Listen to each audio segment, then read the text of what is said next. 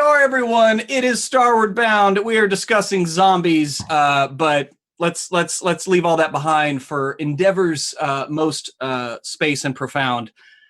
Here we are. It's WebDM. It's Twitch. It's Starward Bound. We're going to get around to cast and crew, see how everybody's doing, see who they're playing. You know who they're playing, but you know what I mean. But first, let's go ahead and chat about sponsors and sponsorship. There's these dice. I don't know if you've heard of them. They're from Tabletop Loot. You can go to tabletoploot.com.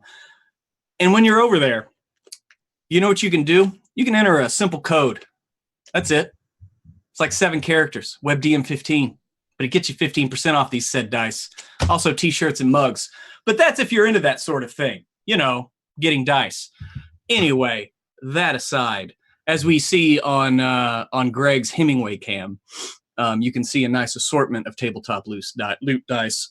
So go ahead and check them out. Give them some love. Also, you know, we're on Twitch here. If you're not following, go ahead and follow. Sub. If you have Amazon, you get a free sub every month. So send it our way if you want. If not, oh well. We'll see you next time. But let's get around to cast and crew. See how everybody is doing this evening, and tell us who you're playing. Starting with you, Greg. Hi. I'm Greg, Grimjack21502 on the internet. Tonight I'll be playing Elry Tossbottle. He's a precocious halfling arcane trickster. He's the comic relief of the party, and tonight he'll probably get into shenanigans. Back to you, Pruitt. Why, thank you, Greg. What an introduction. That's what we look for here. This is professionalism at its finest. Next up, Emma, how are you doing this evening? I am great, Pruitt. This drink is about 60% rum, and it's in Greg's honor. I had to. It's not my decision. I'm great. I'm happy to be here. I'm happy to be playing Commodore Hildegard Hilgard, the leader of the entire armada. I'm like the lady that what's-his-face on BSG is like, we have to kill her. But before she's murdered. I'm very excited about that part. Are you talking about Laura Roslin? Yeah. So you're the president? No, they come to another Battlestar, right? And it's the lady who's the baddie on season 1 of True Blood. Kane. And then the president is like, we have to kill her. We have no choice. And everybody else is like, don't we still have some humanity? And the answer is no. Spoiler. No, not at that point. It's a really old show, so fucking. At that point, you got like what, 43,000 people left? I think it's less than that. Yeah. Yeah, it's less than that. Anyway. Yeah. Yeah. Well, I hope that there isn't a mutiny that overthrows Admiral Kane / Hildegard. It's Commodore. Commodore. Excuse me. I hope. I wish you all the best. Is all I'm saying. Next up, our newest captain in the group. Kiana, how are you doing this evening? I'm already feeling a 4 out of the Kiana losing her shit graphic that I have. That's where I'm at right now. Already at a 4. Happy Lunar New Year, everybody. And I'm excited to be here with everybody playing games because what big part of the Lunar New Year is spending time with loved ones and friends. So here I am with my Starward Bound crew going off into space doing weird shenanigans. But yes, I am excited to be playing E44, everybody's favorite Warforged Barbarian, sweet murder robo, who is now a captain. They didn't sign up for this, but here they are. And they're going to try their best. I don't know what they're going to do. They don't know how to captain a ship. They don't know anything. Sweet Bab. Going to be trying their best. Well, I wish them all the luck in all the cosmos. They're going to need it. Next up and last, the last member of our crew, Trey, how are you doing, sir? Yo, what is up? Man, I'm over here halfway jealous because we got commandants and captains and Ellery walking around with funny-looking farting monsters. And then there's Daku, the half-elf Kinsey monk that's all of a sudden turned emo. He's like the snuffleupagus of the crew now. He's like, thanks for noticing me. I don't know what's going on with him, man. I need him to have some kind of pick-me-up, Maybe he needs to like put some crystals in that weed or something, man, to pick it up, man.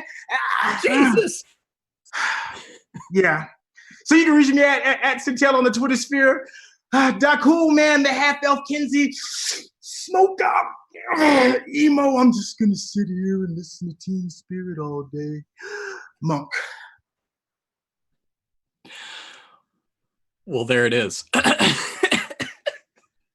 That was a damn fine introduction.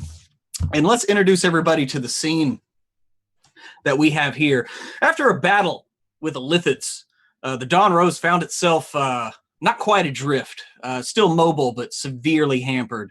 And having a bit of a run-in with a group of pirates, E404 found themselves in a duel for the captaincy as the champion of Hilgard, the slayer of said pirate ship's previous captain. After defeating Vice Admiral Royce-Meyer Connington, the GIF which the crew got to meet yet again, E404 found themselves as the captain of the Drift Lord.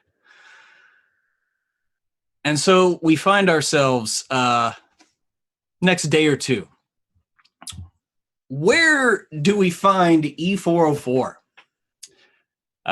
Newly minted captain of the Drift Lord. Where do we find them?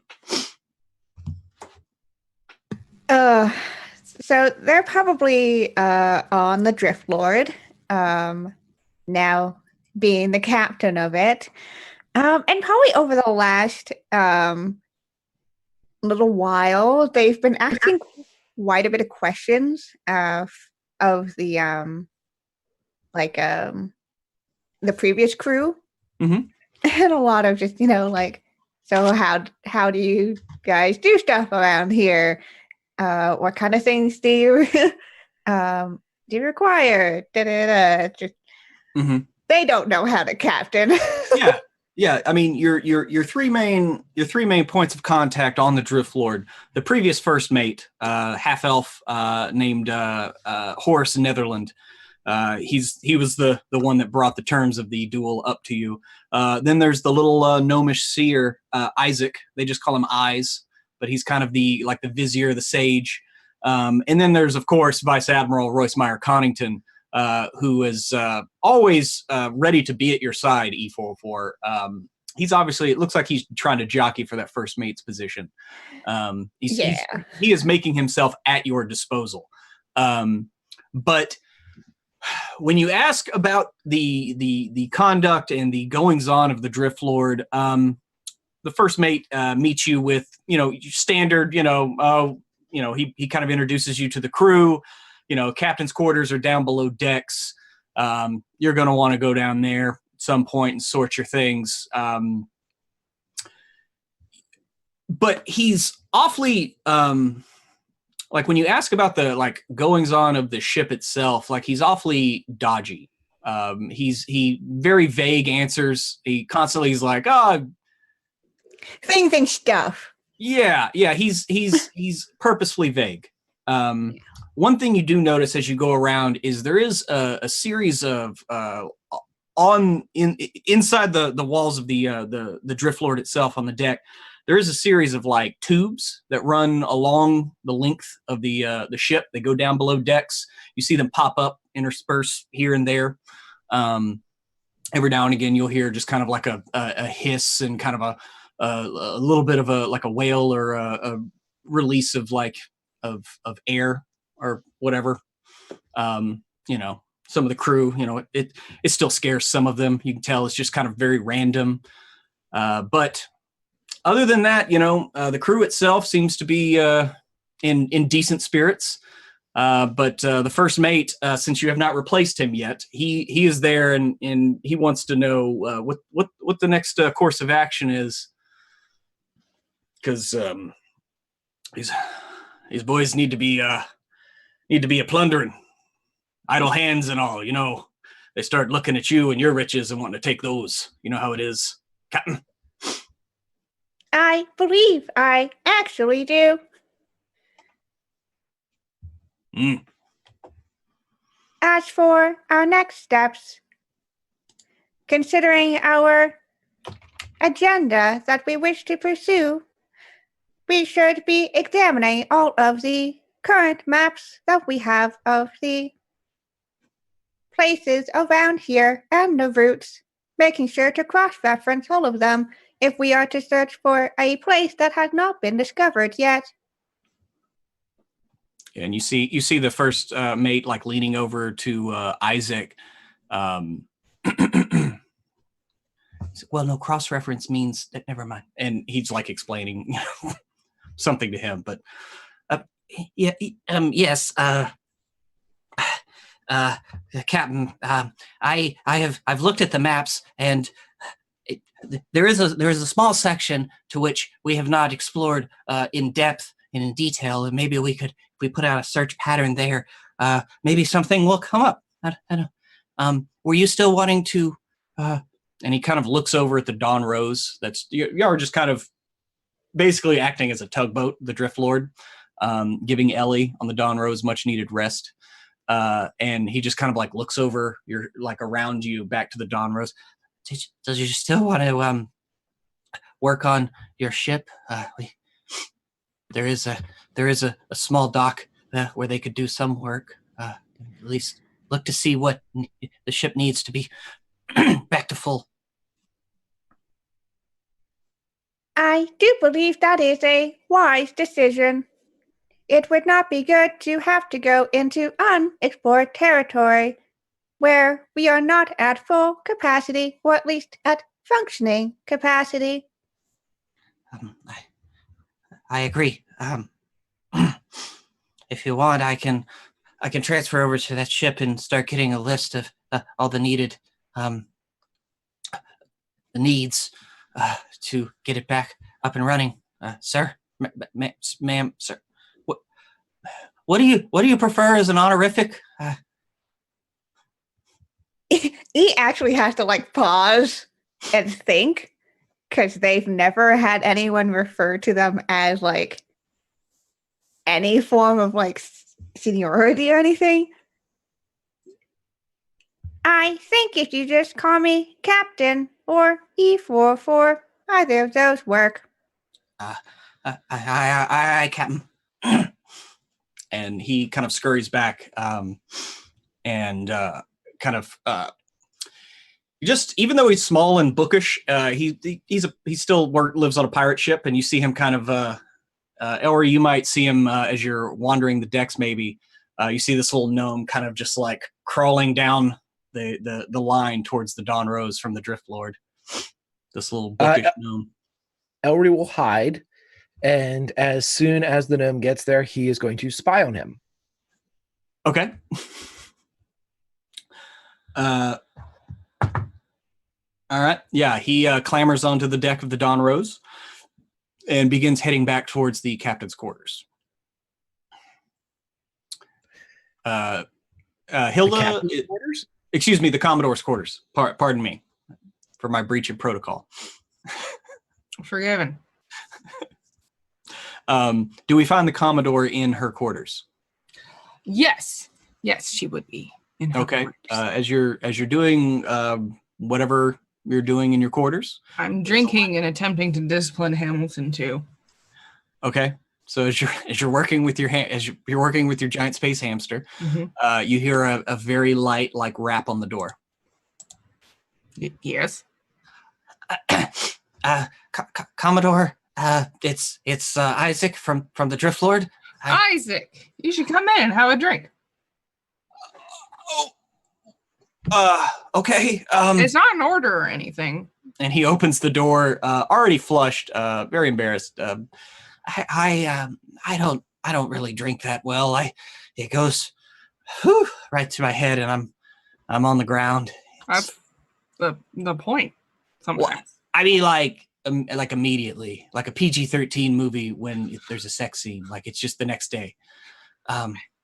So it's kind of like that. Never mind. Okay. I was sent by Captain 404, Captain E, the captain of the Drift Lord, to get a list of everything that needs to be done on the Dawn Rose. so it can be brought to full potential. Elry, do you try to sneak inside the Commodore's quarters when he goes in? No. He knows that the Commodore is in there.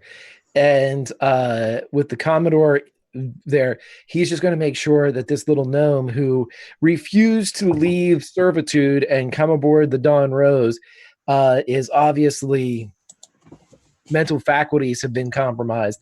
So he's just going to follow and make sure he's not doing anything untoward. And if he is, he's going to kill him. Gotcha. Okay.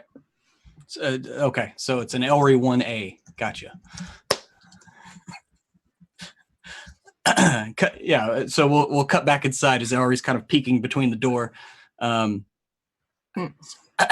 So, what would you say is the main area that needs to be repaired, Commodore? Well, I think probably what would be the main area that actually needs to be repaired? The sails. Well, one thing you have noticed lately is the sails and the more like that fresh spring smell that usually accompanies the Dawn Rose. That's gone. That's been long gone. The sails themselves are becoming a bit. The best word I can make is they're dry. They're becoming. You can start to hear them like flap like canvas, like stiff canvas now, where they used to be kind of silky, and you wouldn't hear anything. But you know the main thing is y'all don't have like a spell jamming helm anymore. Like Ellie is the only one that can actually make the ship move, and it requires a great deal of effort on her part to do that. And so nobody on the ship has like you know that there are spells like where you can cast it and create a temporary helm, and you know that nobody on your ship has it. And and so that the main thing is if y'all had a helm, you would be like like 75% there. Okay. Cool. Well, tell him. Well, Isaac, there are a few things. This flower is wilted, but we also need we need a helm. It sounds very expensive. I'm a little concerned because we don't actually we've got some money, but we're not like plundering evil pirates like you are, and so we don't really have that much money. I mean, the Drift Lord's seen better days, obviously. It seems like a nice ship to me.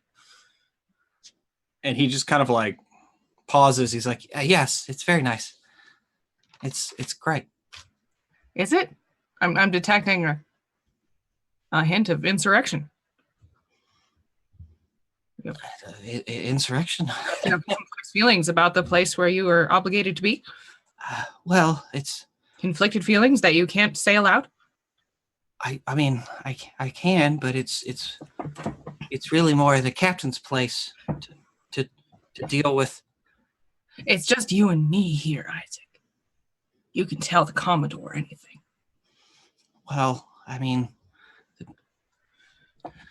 the captain's position of the Drift Lord is always a tenuous thing. And I don't know if I can really tell you. You kind of have to see for yourself why. What do you? So, like, if I go with you on the ship, you can show me what you're talking about. As long as it's okay with the captain. Well, I mean, our ship has secrets too, Isaac. We've all got secrets, don't we? Well, it has been my experience that yes, most people do have secrets, ma'am. Well, if there's something that you need to show us about your ship, we can take the captain and me, and you can show me what you're talking about, can't you? Well, I write up a list of everything. Well, I suppose. I mean, that would be multitasking, and I would like that. It would be nice. Yes. It would be nice, wouldn't it? All right. I'm gonna pour you a drink to go, and we'll go do that. Oh, okay. Oh, oh my! That's a strong drink. And Elry, from wherever your vantage you have near the Commodore's quarters, you see the little gnome Isaac and Hilda depart. DeCool. Where do we find DeCool here as the voyage begins this evening? Dakul he's definitely a lot more focused than he has been in the past. As still the commandant's first mate, he's going to be whipping the crew into shape, doing what he thinks can help. It's all about emergency preparedness, but he does look a little bit different. His normal blown out afro with the white streak going down. It's looking a little off. I don't know if you remember in the 1990s, Method Man and Mary J. Blige had this video called "You're All I Need," and in that video, Method Man had half an afro and then the other half was kind of like braided, like some old prison jailhouse kind of like plaits. He kind of got that going on. He's still, kind of normal, but just distant. And he for the most part, he just seems to be kind of like staring out into the distance. And what's going on in his mind is he's just thinking about his mother and just the tragedy and the loss, and making sure he has everything prepared for whatever it is that is expecting them in the death. Okay. So you might see the Commodore departing alongside Isaac, heading back towards the Drift Lord. Y'all can pull up on the side there, use your skiff to kind of get back over there nice and easy. Who all is going to be heading towards the Drift Lord? Just Hilda? Elry, DeCool, y'all staying on the Don Rose? Yeah, he's whipping everybody into shape. He's cracking the whip. Okay. But just to make sure narratively, E404 is over on the Drift Lord, right? That they are. Okay, yeah, so we better keep it split between. So yeah, I'll stay over here with DeCool. Okay. So yeah, DeCool's out there whipping the crew into shape, trying to get everything squared away. Those last little bits of the aesthetics done away with, as you've had enough time to repair most of the cosmetic damage of the ship via spells and bits of detritus you were able to repurpose for planks, things like that. And of course, Hellion is there at your heel, barking at crew members and nipping at them whenever they don't listen quick enough. So E404, you see one of the skiffs floating back from the Dawn Rose, powered by who knows what, as it comes up and moors alongside the Drift Lord. And there's the Commodore and your vizier, your sage, Isaac, returning. It looks like Hilda's like saying whatever to him, like, oh, helm, blah, blah, blah, this, that, sundries, and he's like making some kind of list. And they board the Drift Lord.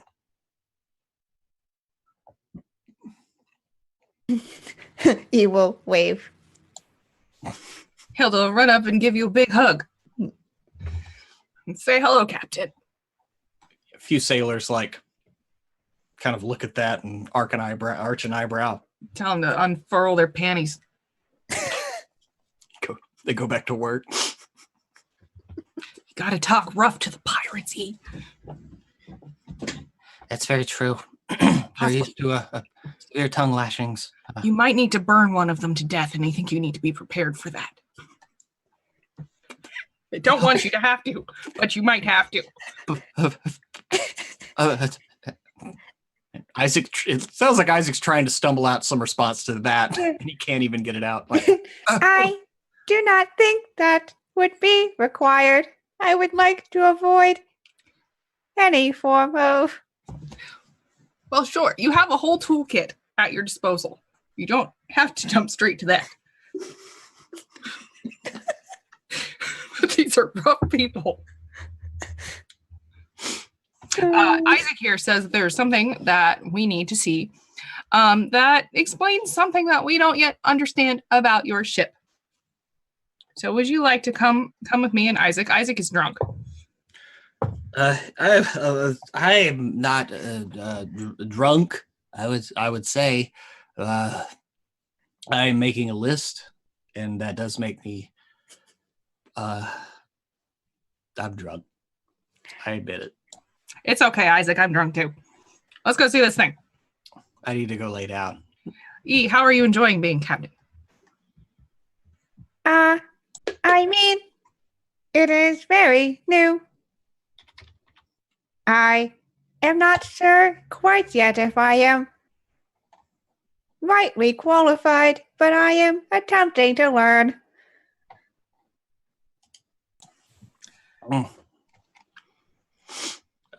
For what it's worth, E, I think you're the most qualified of all of us. I didn't want to be captain either, but I'm thrilled to be Commodore. For you to be captain.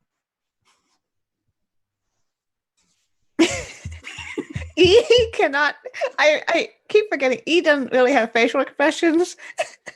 So they're just gonna tilt their head and then turn to Isaac.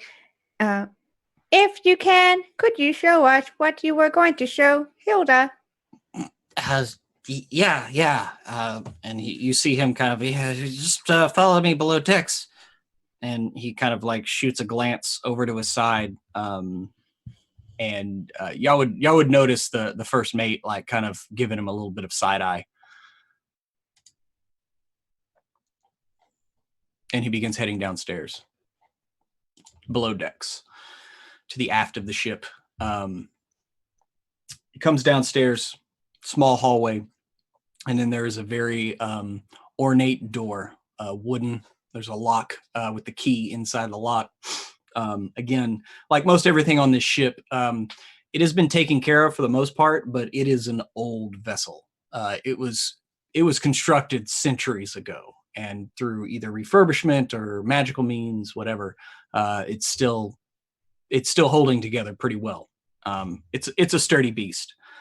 But he goes up, and you see kind of a shaky hand like turn the lock, and he opens the door, mutters a few words once inside, and soft like little candelabras light up with a little soft magical light that bathe an ancient room. The rugs are frayed and worn, but they were once rich and like vibrant reds and blacks, interwoven in just kind of a random pattern. The room itself, E wouldn't really notice this, but it's very like musty. Hilda would notice that very much. Along one wall, there's a library with stained spines of books, the titles of which have worn away with age for the most part. One end of the room, there's a kind of a desk armoire kind of opened up with what you see is like treasures, like just it's like a writing desk that is just opened up, and there's just gold and diamonds and jewels and like a crown up on top, just piled up on this desk. Your eyes track to the center of the room, and there is probably a 5-foot radius cylinder that goes from floor to ceiling, made of glass but is opaque. And running off of this cylinder, you see a set of pipes at the top and at the bottom, and they snake towards the sides of the room and out the room. At the back of the room, there is a writing, like a large desk with a high back chair, again, old cracked leather. And behind that chair, a set of double doors, you would assume leading to maybe a bedroom, as this looks more like a kind of a study, like receiving chamber. But that is what you see upon entering the room.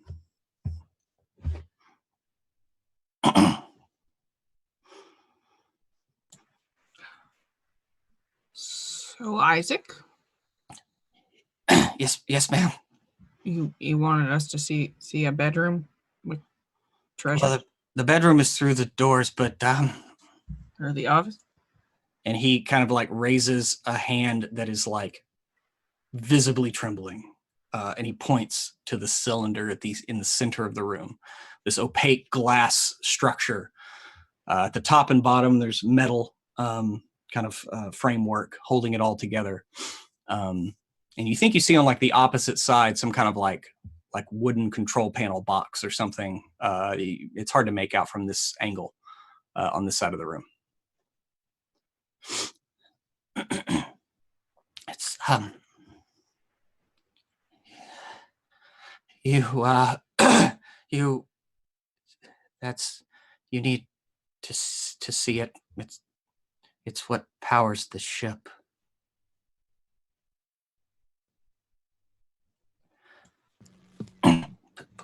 Yeah, he's gonna go and walk across the room, heading towards this cylinder and the possible control box. Okay. Hilda will follow. Yeah, you walk around. There's a few switches, a few levers, a couple of buttons, and Isaac from the other side of the room. He has not entered the room. He just if you press the red button, you can open and close. And he kind of points at the cylinder. If I may, please take my leave, Captain, before you do.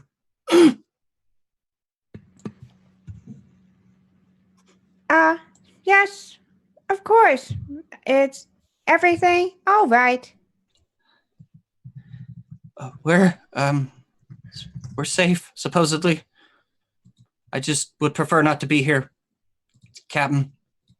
And you can tell, like, he is like probably about to shit himself. Like, he looks terrified to be even near this room, with the door open. Like he's visibly shaking. Oh, okay. Yeah, he's not gonna force him to stay. So, yeah. So, yes. Where will I be able to find you afterwards? I'll be in my room. And you can hear his footsteps like clamoring down the hallway as he yells that. And it's just you and Hilda in the captain's quarters, standing in front of this odd cylinder contraption. This doesn't seem quite right, does it, E404? I mean, that is quite odd behavior. I would imagine that Isaac would have some reason to be nervous. Do you want to press the button? I think we should examine it first. Yeah, I would like to look over the thing and be like, is that already? It looks like there are rudimentary controls that look like they correlate to moving the ship. As far as like pitch, roll, you see what looks like an increase in speed, maybe, and deceleration as well. But there's also, then there's just the red button that has no signifier whatsoever for it. Yeah. So this room is in the basement. No, it's in the like the mid deck. Okay, it's in the mid deck of the ship. Normally the captain's quarters is up on the like the little I forgot what it's called, the forecastle. Anyway, sorry, I'm horrible with my ship terms, which is pathetic for a Spelljammer campaign. But basically one floor below where Hilda's captain's quarters are. This is kind of mid, like, it's the mid deck, but it's in the center of the room. Okay. I want to know if I know anything about this kind of power, because it's clearly not. You've never seen really anything like this. You're not sure what power. Just the investigation that you've done thus far. Like you sitting here, you can hear like a almost like a hiss or of like steam or something like seeping out of the pipes and kind of passing through the rest of the ship and diffusing. But Would Hilda have an idea of what this is? Like she built ships for a long time. This is some kind of chamber. You do know that. And in your days of building, you know that the elves used to bind like elementals to their ships, and that was outlawed centuries ago. Taking away like a being's agency was outlawed and abhorred. So again, this ship is really old. You've never seen one of those helms. And so it might be that. Maybe there's something bound in here. You're not sure though. Okay. I'll explain that to E a long time ago. They used to bind elemental creatures. Outlawed a long time ago for being barbaric and immoral, unethical. I hope that's not what they're doing here. Well, there is always a possibility.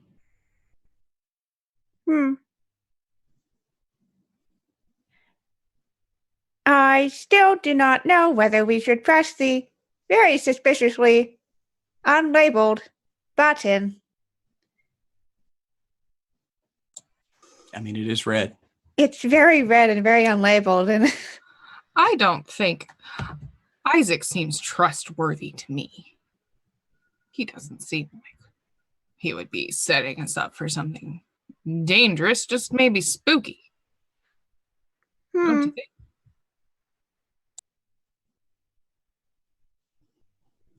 I suppose so. Yeah, he is might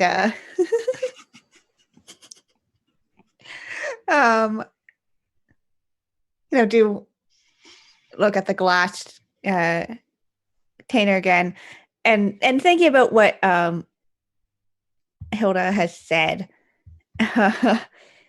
Just sorry, somebody in chat with subscribe button in space. They're going to very gently, considering they know that their hand is made out of metal and this thing is glass, just kind of very gently on the glass.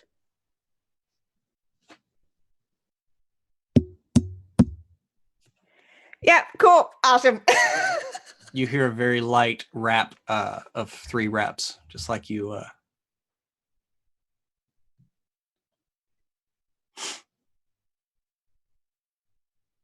Hello?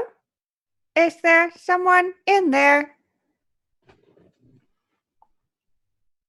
Once again, you hear kind of an extended hiss as you're not sure if it's air, sound, something diffuses through these pipes out the side of the chamber into the ship.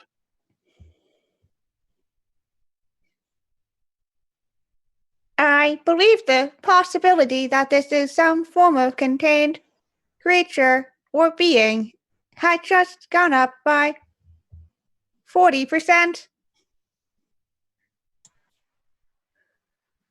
I think we ought to press the button.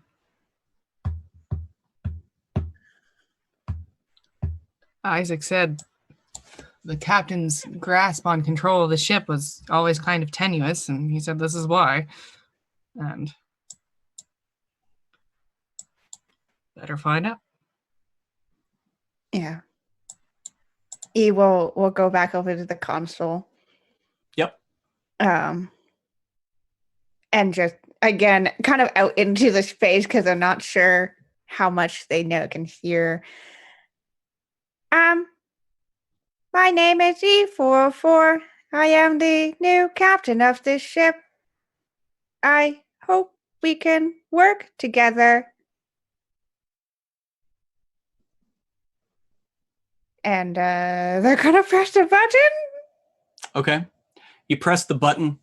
There is a clank of gears and a slow cranking, and some internal mechanism inside the glass begins to shift sideways, and you see the opaque nature of the glass kind of part vertically, and a small opening presents itself.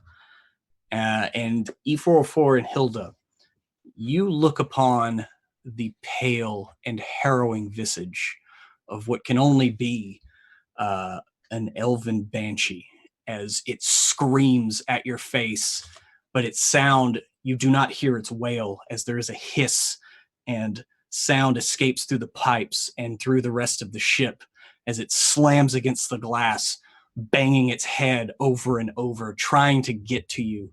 And I am going to need both of you to make a wisdom saving throw, please.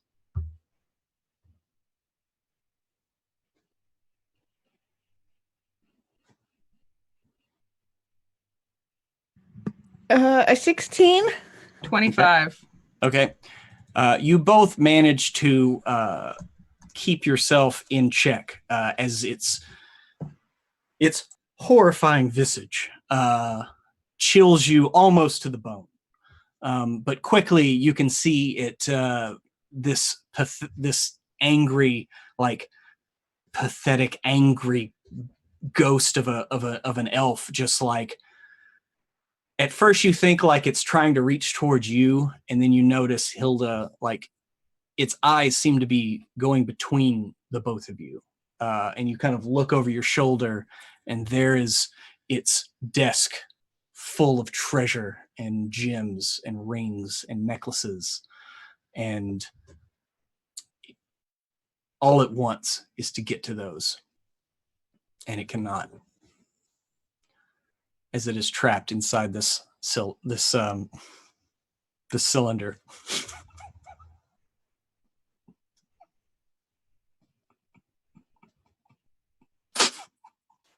God fucking damn it, Greg. Yes. I have to make a wisdom save DC 13 every time she's on TV. So, what do y'all do in this moment as you stare face to face with this undead elven horror?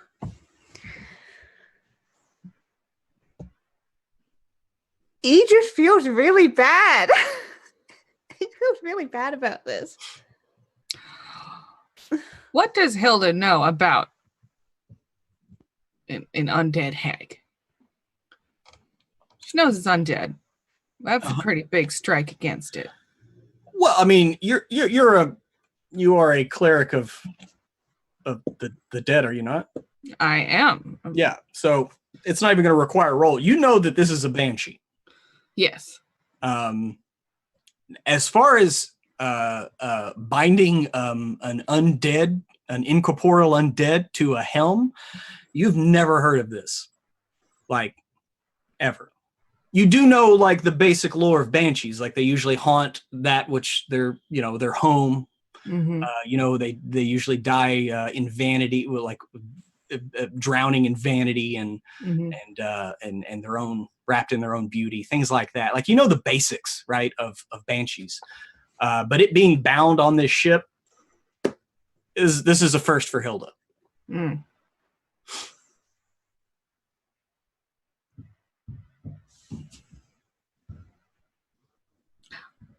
I think you should press the button again, E. We need to think about this.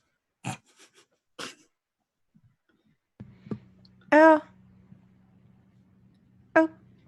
Okay. You will press the button again?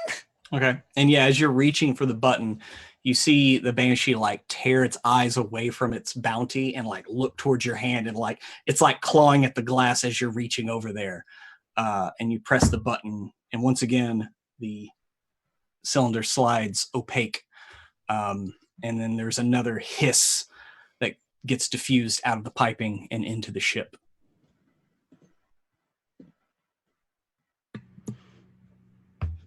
I do not think I like that. No, it's not something you want to be near. From the doorway to the captain's quarters, you hear a familiar voice. There's nothing for you to like. It's the first mate. He's kind of just leaning there against the doorway. He's like, it's what runs the ship. It's why we can pilot through the dearth without the cosmic winds of the Phlogiston filling our sails. Without that bitch in there, the ship is dead in the water, so to speak. So what's not to like?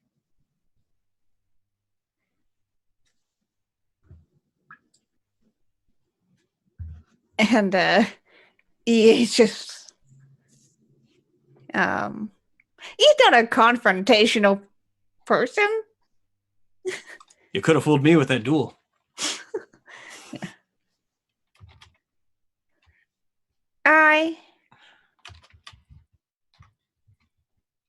I do not like seeing creatures suffer.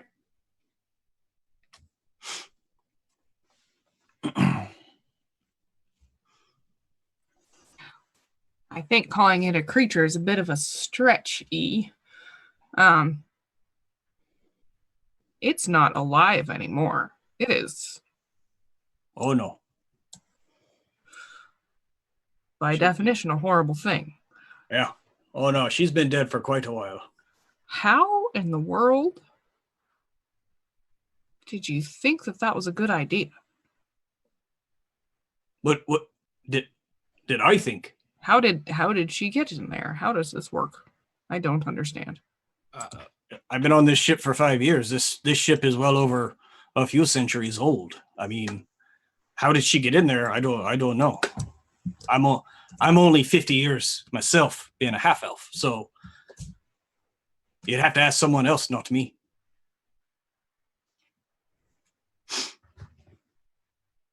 Most people don't like being in here, though. It's Captain never liked being in here. That's why he was always on the away missions. Tried to warn him, but he loved to be a captain, but he hated this fucking ship.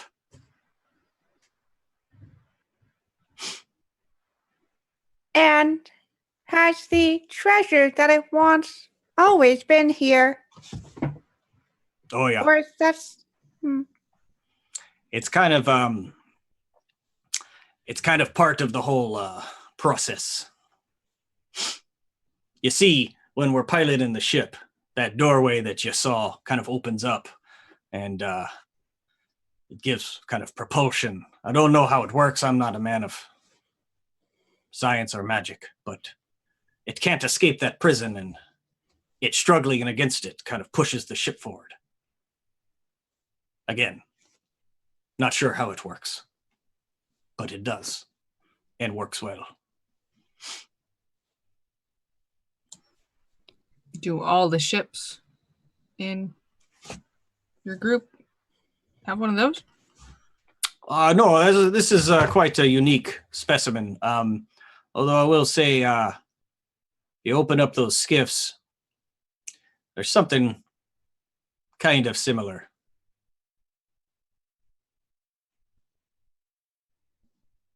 I only ever looked in one once. Ugh. Ugh.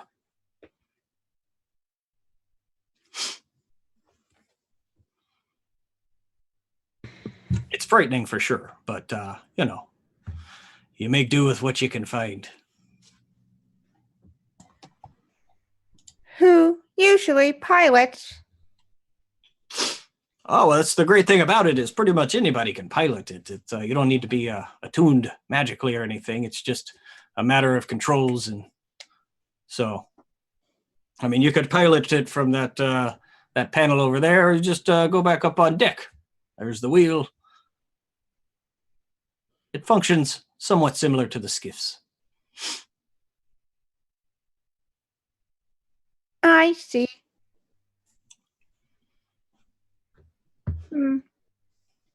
Yeah,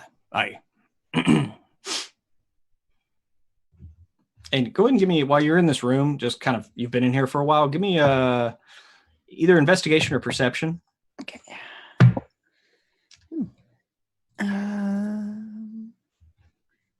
That is a 23. 23? Okay. Yeah, you would notice, E, kind of looking around, there's like a little nameplate on the wall.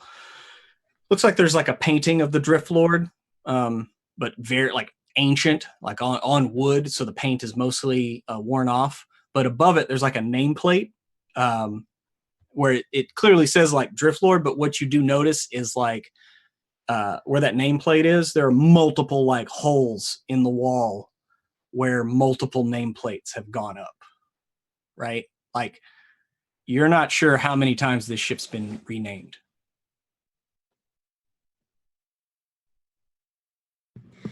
Yeah. He's gonna be pretty quiet at this point now.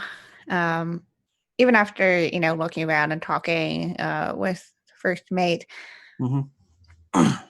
their eyes do kind of drift back over to, their head drift back over to that tube. Being a being that was used before by other people, he has very complicated feelings about this. Yeah, I figured you might. Yeah, so thank you, Pruitt, for stabbing me with that knife. I haven't made you cry yet. You did once. They're gonna kind of just look at Hilda. I think we should leave this alone for now. I agree with you, E. I am not sure what I think of this. Yeah. And they're gonna walk over to the door.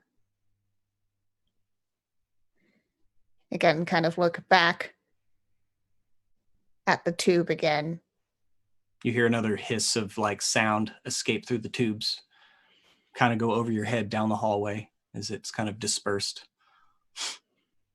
Now we know why the crew's so jumpy about it. Yeah, and they're gonna leave the room. Okay. So Hilda and E leave the room. Heading back over to the Dawn Rose. Isaac rejoins y'all after a short time. DeCool and Elry, you're up on, or at least DeCool's up on deck, dealing with the crew. And he comes up to you, wanting to get a more detailed list of what needs to be repaired, and basically saying, in a couple days we can be in a dry dock of sorts. They have some supplies to fix the ship, but I can be at your disposal if you need anything, first mate, DeCool. Good, excellent. I have a good list of things that we need. First, we need provisions, extra barrels of water, food to last us for a few weeks upon end. If you have fresh clothes for some of our crew who have not changed in seems to be weeks or months on end. Oh wow, you've gotten a change within weeks? Wow, that's lucky. It has been quite some time, yes. Also, as you can see, the Dawn Rose is in a bit of a bad condition. Any additional supplies you have, I can help patch up the holes or do something to ease the cracking of the sails, as you can see. Now, typically, I'm really ignorant when it comes to ships and stuff.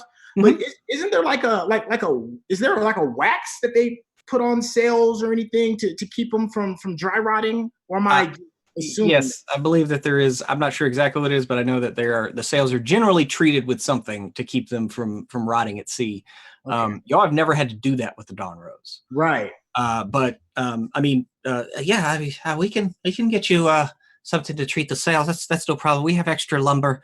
Maybe we can do some repairs on the way. But I'll do what I can, sir. Yes, and also a bit of a personal request. I am not sure what all of the decisions concerning our final destination, but if you have any additional information about the convergence of our maps and the technology that we have used to track Naogi and other beasts. Mhm. I would like all of the details that you could possibly give me. Oh yeah, yes, we were discussing that earlier, and and he kind of pulls out a few pieces of paper and has a very crudely drawn but very accurate map as far as what you remember. And he has like a very rudimentary search pattern in a section of space there that right now it looks like nobody's really explored. Okay. Now, remember, Dakul, you were given like specific like coordinates. You said we were or we weren't? No, you were. Okay. You were privately given specific coordinates. Yes. And you know that if you look at like you kind of looking at a map, you know the area where those coordinates are, and it's somewhere in that space that he has in his search pattern. Could you give me a rough estimate? How many days journey to reach these parts right here? And he points on the map to that particular area of space. Or better yet, this place where we can dock. Is it in between us and this specific point? Yeah. Oh, yes, sir. It is. It's not very far off at all. In fact, it's barely out of the way. All right. Well, I want us to make sure we move quickly. So you have our list of needs. And make sure you tell Captain E404 to compile her list so that as soon as we touch down at dock, we can leave immediately. Outside of gathering supplies, is there anybody else who may be seafarers themselves, but might have additional bits of wisdom that we can pick up on? You mean at the dock or? Yes, that's the dock. Yes. I need you to keep up with me. I know I talk fast, but I need you to be quick. I'm sorry. And he looks a little rattled, a little like he's maybe almost seen a ghost. And he, there's a few that stay at the docks. They generally are older sailors, tired of sailing, but they still want to kind of help out. So that's what they do there. So we keep the most experienced builders in this area over there. So they should be able to help with the ship itself. And I mean, I'm sure there's somebody there to dispense folksian wisdom. I think that person might be you. I might require you to tag along if I have additional questions. So make yourself ready. Yes, sir. Have you seen Ellery? Where is Ellery? Right here. Okay. Ellery. My little friend here, who's not as little as you, of course. Is it just me, or does he look a bit perturbed? I don't know. And by the way, hardy fucking har for the height joke, but I don't know. Are you perturbed, Isaac? Well, it's the captain. The Commodore, the captain are looking at the. There you go again. I need you to make haste. And he looks like he's like about to hyperventilate. But okay, calm down. Just it's a selfish thoughts. I have a Pruitt. I have a question. Yes, sir. I asked it in chat, but I'm going to ask it again. When we got into that battle where Hunher and the Dwarven sub went like full suicide crash, they took out that other craft that they crashed into, and that was pretty close to here because we limped away from that. That's where we got messed up too, right? Yes. And we never checked the wreckage for the helms that they had. Well, no. When y'all were detached from the Illithid, the Nautiloid that was basically like had rammed and grappled you with its little four tentacles, right? The Hunher ship was sucked wherever the Illithid base went and wherever the Illithid ship went, it transitioned back to the far realm. So Hunher and his ship was taken with it. So there was nothing left when it transitioned, and y'all were just kind of there adrift. Okay. I wanted to make sure of that because that would have been an oversight. Yeah, So, I mean, y'all have passed more than a few wrecks since then, and all of them are stripped clean. So the helms are going to be the first thing that's taken, like on any spell jamming vessel, right? You always want a backup helm. You never know. And so, yeah. But, wait, we don't have a backup helm on the Dawn Rose? No. Ellie was the backup helm. That was the whole point. Is it had a helm, but she could pilot the ship. You didn't actually need a helmsman. So that was the kind of the advantage. And then, Xander never got high enough level. Can I make an Arcana check to see if Elry can figure out if the sail stuff and everything is a result of, I guess, like magic not flowing the way it needs to on the craft, or some type of like, interruption, I guess, for lack of. Yeah. No, you could be an Arcana check for that, sure. Okie dokie. Hey, 11 Trav. plus 3, a 14. A 14.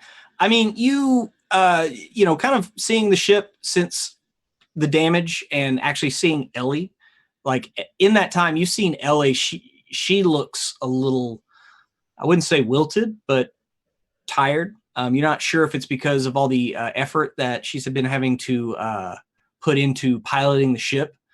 So it's because she's basically been having to like meditate and bond with the ship itself to get it moving.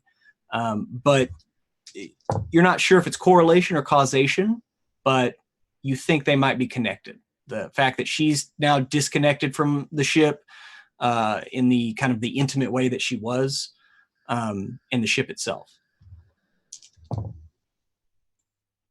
Okay. Anyway, I'm sorry. Yes, the gnome looks perturbed. What was my train of thought before? Oh yeah. Okay. Yeah. I'm back. That is not something that gives me a good feeling when somebody who has taken the commandant over and returns with a sour face. Well, Mr. DeCool, I mean, I'm sure that the Commodore, the captain, will explain to you what they just got to experience. It makes me uncomfortable. It's the method of the mode of travel for that ship is haunting, to say the least. Is what I can say. There's something down there. Okay, so you sent Hilda and E404 down to this something? Well, it's bound, Master Tossbottle. It can't hurt anybody. It's how the ship moves, but it's still. You call me Lord Tossbottle, God damn it! Yes, sir, Lord Tossbottle. I apologize. Please don't annihilate my family. But it's scary to be in the same room. I'm not a man of violence or a strong constitution. That was actually my dump stat. So I just don't know what to tell you. So you left your captain and your commandant with something that has you terrified to the point that you cannot speak correctly in front of us. And you think that this is going to sit well with us. Well, I mean, I asked permission to leave and they said it was okay. So, I mean, did you want me to get your permission too? I mean, I can do that from now on. I don't want to upset the new crew. I'm sorry. Are they alone?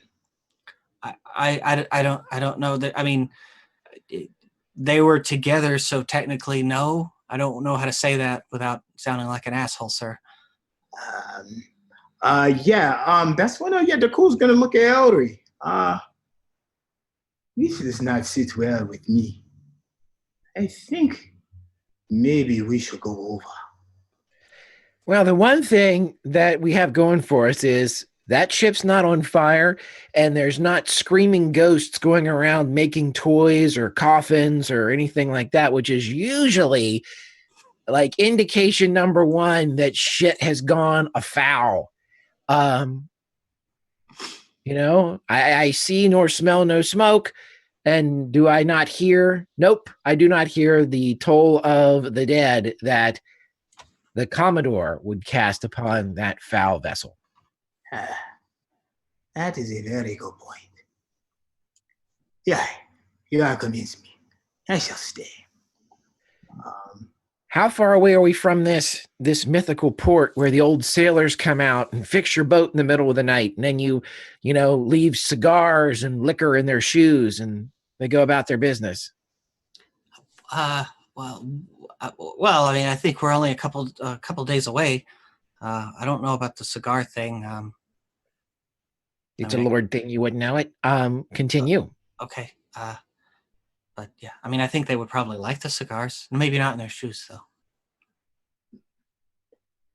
They'll get them as I give them, goddammit. You're the Lord, sir. Or he gives like a really exaggerated wink to the cool. Yeah. The 2 days seems like a lot of time. I want this process sped up. I want to get where we are going. Okay. So a couple days later, y'all pull into port. At that's how we do that. There we go. Unless y'all want to do anything else in the intervening time. Holy shit, did we just actually advance the plot? Look out, here we come. Somebody make a clip. Holy shit. So you arrive at this this small dock. It's nothing more really than a couple of wrecked hulks of ships kind of cobbled together and opened up, but it has enough space for a couple of ships to pull in, and very very rudimentary supplies kind of piled up in the back. Like it functions as kind of like the warehouse and drinking house and sleeping house. It's not really, there's no rooms. It's just kind of, like I said, an open space as a couple of these hulks have been hollowed out. And there's an old timer there who comes out with a peg leg, and calls himself Big A. He's a portly gentleman, on the larger side. He's human, and he comes out and looks at the Don Rose and kicks it with his peg leg. Yeah, that's a good ship. Yep. All right. Give my boys a couple days. We'll get her back in working order. Mm-hmm. I got your list here from Isaac. Excellent. Can give you a quote. You want to hang around here? Y'all gonna head out. Mm-hmm. I'm assuming all four of us are together at this point. Yep. Mm-hmm. El Captain, Commandant. Yes. Well, Commodore. It'll take some getting used to. Well, if we are going to be here for a few days, we might as well bop around town. Bop around building. Yeah, what is there to do here, mister? Well, and kind of points over there in that corner. You can go drink. Over there in that corner, we got something on the fire. Back there in that corner where most people sleep. Got to do anything else? Might want to go upstairs and out the back. That's where we take care of that kind of business. Please keep it away from the drinking and the eating. Are you talking about bathrooms or fucking? I'm not quite clear. That's exactly right. Mm-hmm. Oh, it's that kind of place. Okay. We like to multitask around here. Isaac mentioned something about liking multitasking. Mm-hmm. Yep.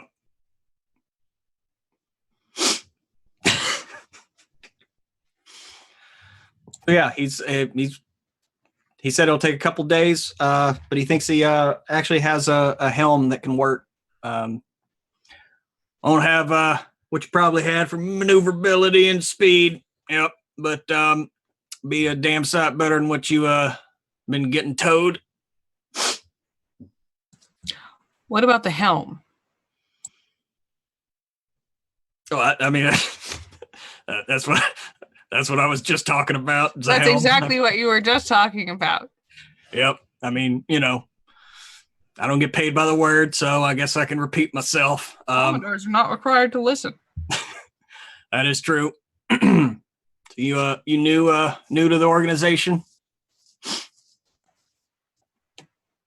Yeah, a little bit. I mean, yes, we I just hadn't seen you through this neck of the woods before. yeah, we're new. Let's find ship. Thank you. Glad we're all glad to be here. Yeah. Well, thank you for that. I'm gonna go to the corner where people aren't shitting fucking first. If you want to come to cool, and I'll check out that one later. Of course, wherever you go, I shall follow. I do have one question for our peg-leg friend. Yep. We've been out in the dirt for quite some time. Communications have been a little strange. Have you heard any news from the rest of our organization? Well, business as usual. Up near Rockshear, next arm up, there's a bit of a kerfuffle going on. Them and some of them, what are they called again? The Bloodborne? I don't know. Bunch of orcs. They're crazy. We want to stay away from them. Also, have a couple ships heading out, trying to make smuggling runs out to Roche Sphere over there. There's a big war going on or something. I don't know. Anytime there's war, there's money making and smuggling, things like that. Mm-hmm. Yes. Dakul he's more than likely drawn like a piece of the map in his sketchbook that he carries with him. Mm-hmm. He's gonna show him and that mark of where we're going. He's going to ask, is anybody from the organization passed by that is that is heading in this direction? I'm sorry, you were heading. What was it that you showed? That is the location of the area that he quizzed a little squirrely guy on. Isaac. On Isaac, yeah. Mm-hmm. He's gonna show him and say, is there anybody from the organization that's heading in that direction? Just out of curiosity. He kind of pulls out a like a cracked monocle. Well, I mean, he kind of looks at you and he kind of looks at you and he's like, looks over at the drift lord. He's like, I mean, this is their territory. Yes, I understand. It's like I said, the communication has been strange, and we don't want to double up on the routes, if you will. Mm-hmm. Yeah. We don't want the people upstairs to be upset for making the wrong decision. You understand, right? Mm-hmm. Mm-hmm. Yep. No, I get it. You want to keep it spread pretty thin, so there's not really likelihood of. I mean, this is the first time I've seen two ships, but like you said, you are new, so maybe required. Oh, and also just another concern. Like I said, we have been out for quite some time. I know you keep a log of all ships that have come in here to be refueled. Do you mind if I just look at it? Okay. Yeah, you do. And there's a couple of ships that have been through other than the Drift Lord in the last few months. Okay. Is there anything that would ring a bell or anything that would draw concern as far as anybody that just recently left or a name that might have been brought up? No, I mean, the two ships that you see on the list, one of them is called the Hell's Mouth and the other is Indefatigable. Okay. And you know that, like the name Indefatigable, you've been around dwarves enough, and Hilda would know this for sure. Like dwarves like naming their ships, things like that. Like, triumphant, indefatigable, things like, very epic sounding words. And so, Okay. But neither of those ships ring a bell to you. Okay. So that cool. We just take that little bit of information of what it is or what it isn't, and and of course share it with the captain and the commandant.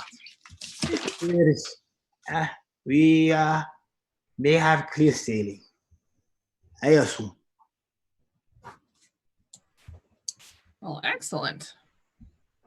What do y'all want to do here while we're here?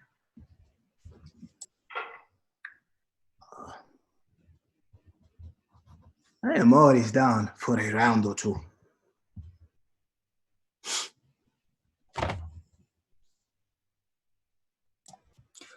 Works for me. Where's Ellery? Where's he? I'm here. I was just typing in chat. What? Ellery, what do you want to do? Yeah. With E? What do you want to do?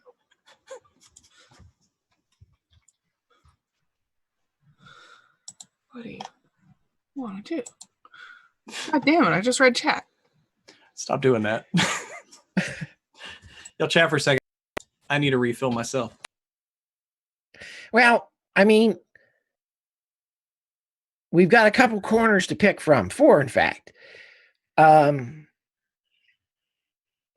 going to say some look more interesting than others, but I think we can all agree that the drinking corner has at least to be visited.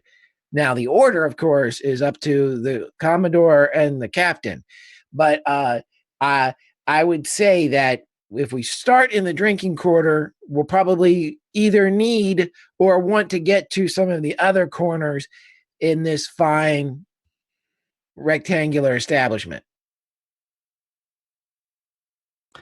That is true. Personally, I would rather not go to the fuck hole. It's not really a hole, it's a corner. I think that's used more for leverage. Excuse me. I wasn't paying attention on Commodore now. I'd rather not go to the fuck corner. Oh, there's a hole in the corner. Big A kind of pipes in. Oh, good. Everybody. Big A's got a glory hole over in the corner. So yeah, I think we should still visit all the corners.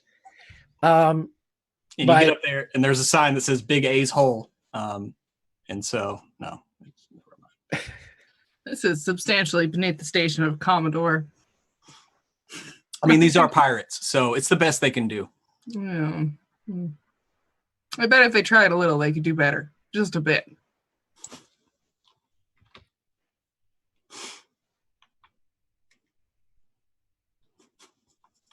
Well, Captain, unless there is something else you want from me, I will be in whatever that is drinking.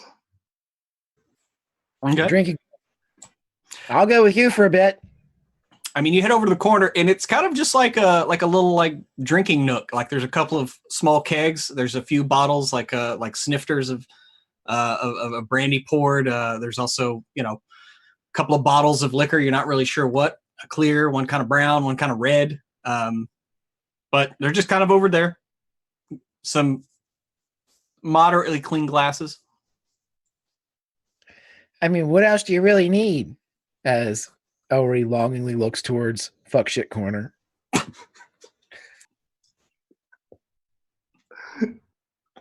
Dakul is going to start drinking immediately, and he's going to go until he blacks out almost.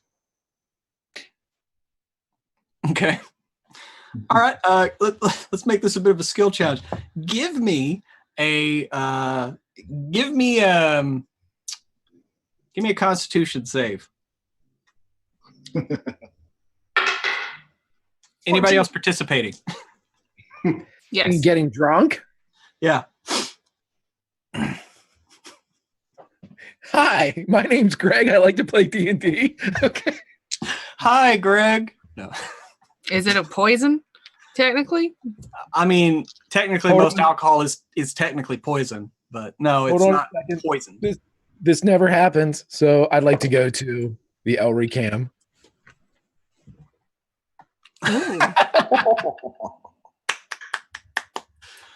That boy Ellery's throwing him down with practiced ease, almost like he's been a pirate his whole life.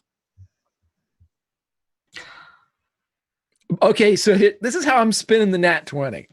All right. For the first time, Elry's able to hold his shit about him a bit while everybody else is hopefully going to get inebriated.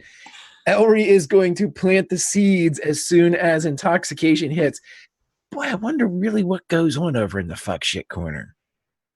I mean, we'll never really know until we walk over there.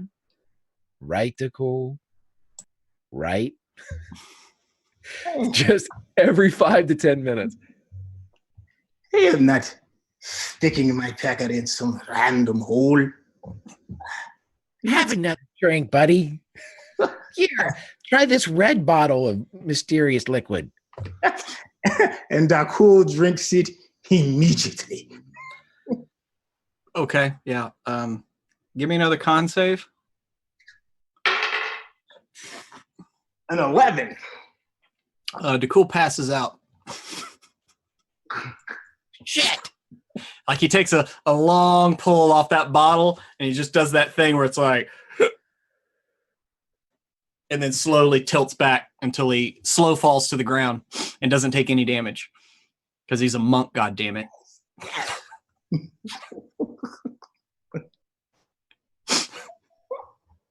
Damn straight.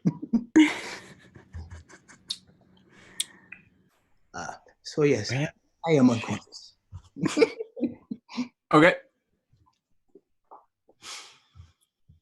Hold up. Commodore. Yes. Lord Tossbottle. You think that we should, now that Dakul is unconscious, do you think that we should A, play a trick on him, B, visit the various corners? Fuck shit corner. Well, fuck shit. I didn't want to, If you require a chaperone for fuck shit corner, if you need a spotter, sure. that Are you is. offering? I mean, if you need some moral support, I need immoral support. I need somebody to come with me that's going to talk me into stuff. Dare me to do things. I mean, as long as I don't have to see your pecker. Oh, well. That's kind of a deal breaker for the Commodore. Well, I've seen it enough. Cracker Jack timing, Commodore, because it's true. I mean, your dick is still technically in the brig. I never let it out of the brig. It's true. It broke free during the riots. It's a pirate now. I get it.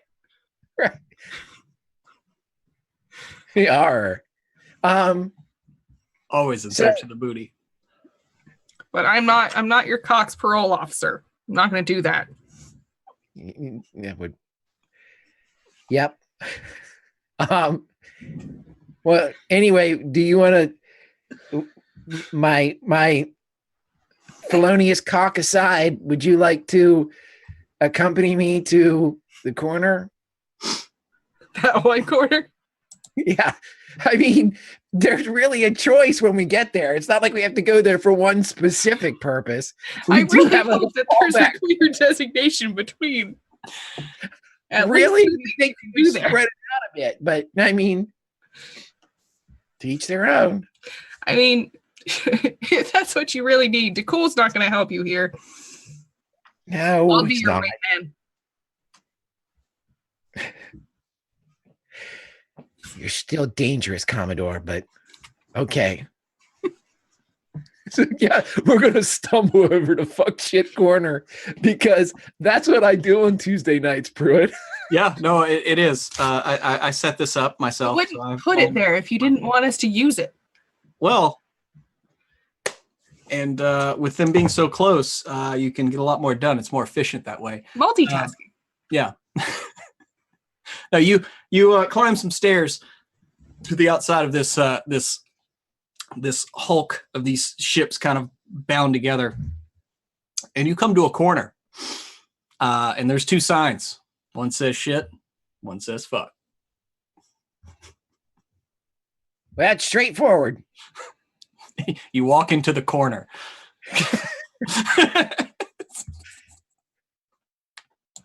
You didn't call it the hot corner. I'm confused. You're in the corner. I don't know. Maybe they the outside of the corner, not like into the corner. It's more of you can make a left or a right.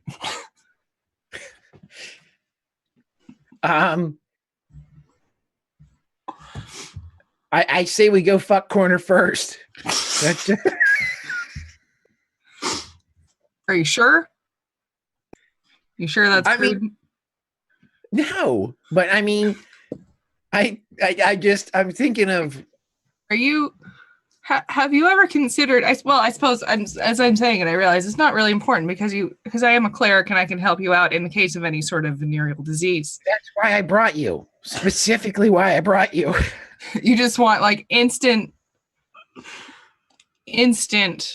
like Purell from the waist down, magically speaking. That's what I'm looking for here. I need some. I just need a basting of cocktail, so I can just. I'm just clean. So chances are, if you bring an Elry to the fuck corner, you're probably going to see his dong. So we're going to have to get past that point right now. I stay here? Yeah. And you can have some sort of like alarm word. A safe word? If a safe word. In case your cock is in peril. Oh, for my cock being in peril? Oh. I mean, who am I kidding? It's almost certainly going to be in peril.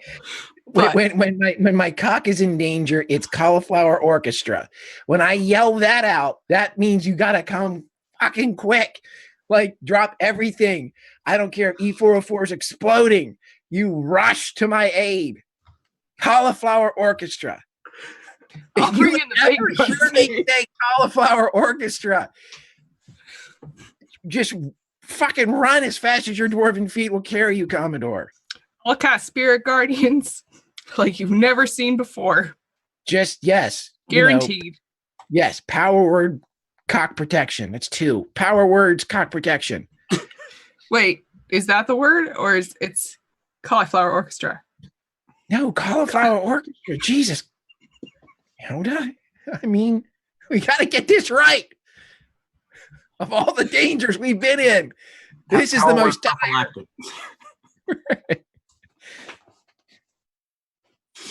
Okay. All right, I'll write it down. I have a book for these sorts of things. Okay, so obviously this is going to get much, much worse. So we can flash out this at any time. As Elry is Cauliflower Orchestra is bequeathed to the Commodore. So Elry, you go into the fuck room and you find the saddest excuse for a brothel ever. There's like one girl on duty and like one guy on duty, and they're just over sitting in the corner smoking. And they say that they're closed. But you know, lunch is up at 16. I only spend an hour in there then. And then I will come back out. Okay. The bathrooms are very nice, though. There's a valet and everything. They're some of the nicest bathrooms you've ever been in. These pirates know how to live.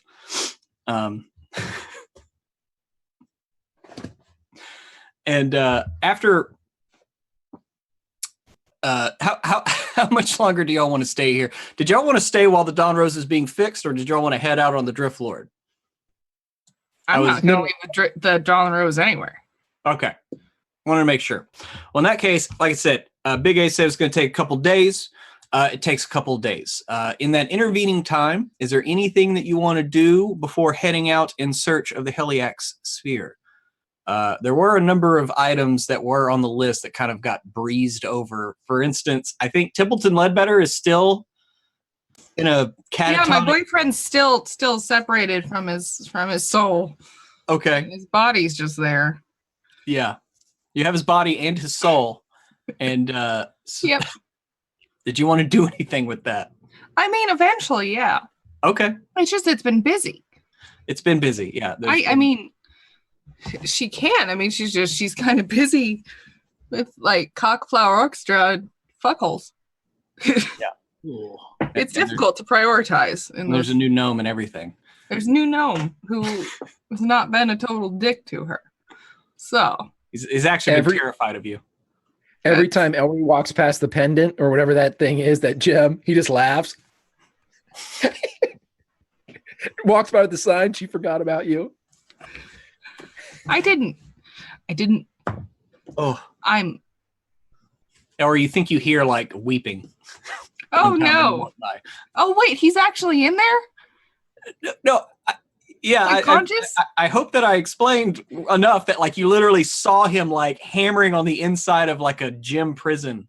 Oh shit! I didn't realize. Yeah. I know I said it when DeCool picked up the gym. I believe it was DeCool that went and grabbed it. I missed that tiny detail. Yeah, I mean, it was tiny. I mean, it's like the gym's only this big, and he's like a little. He's in there though. Common doors don't have to listen. Let me out. Oh shit! Well, that's the yes. Then I would do that very quickly. Okay. Yes. All right. Give me a give me a caster roll. Wisdom modified by your proficiency bonus. Okay.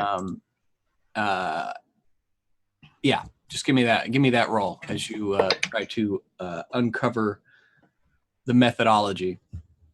That was a 17. 17. Okay. That with alongside the info that you were able to glean from your because you cast legend lore on the overseer. Mm-hmm. And so you were able to pick up many tidbits, and one of them was you actually got to see kind of flashes of how the overseer put Templeton's soul, taking it from like this weird cage and putting it in this gem, and you're pretty sure you're able to reverse engineer that ritual, and able to free Templeton from his stasis.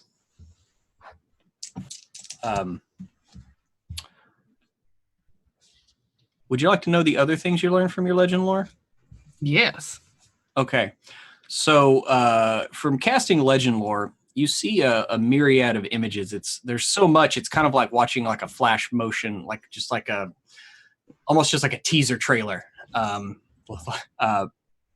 But you see him as part of 4 other Illithids, and you know that they are the heralds of He who watches over all. You see a leader at the head of an army. You see an executioner keeping the army in line. You see a healer tending to the wounded in said army. And then you see the maker, the overseer, actually crafting said army. And you see this crafting of this army go back over the ages. You see the overseer on what looks like a beholder ship. You remember vaguely from the war what they look like, their design. This is a beholder tyrant, and you see this ship in disarray as all these very familiar E units are moving around, and there's a revolt. And you actually see the overseer looking across a hangar bay at the lead beholder that he worked alongside of, being attacked by 3 E units. 2 shall fall, but the remainder ends the beholder's life, just as the ship cracks apart and you see the overseer make an escape. You see him with his plans, the rudimentary designs of the E units themselves. And you see him crafting, again, bleeding back into crafting this army. You see this overseer in his designs, in his execution. You know that he is reckless. You know that he does not care for his own well-being, because you know you have seen him fall many times and always being brought back by the healer, by one of the heralds. And that is what you see of the overseer as he stands over this army that was once children, scared, but then they are crafted into killing machines. And you awaken from your vision, and across the room you see TK-808. And it is a bookend to the casting of that spell. And you know that they are a direct result of the overseer's efforts.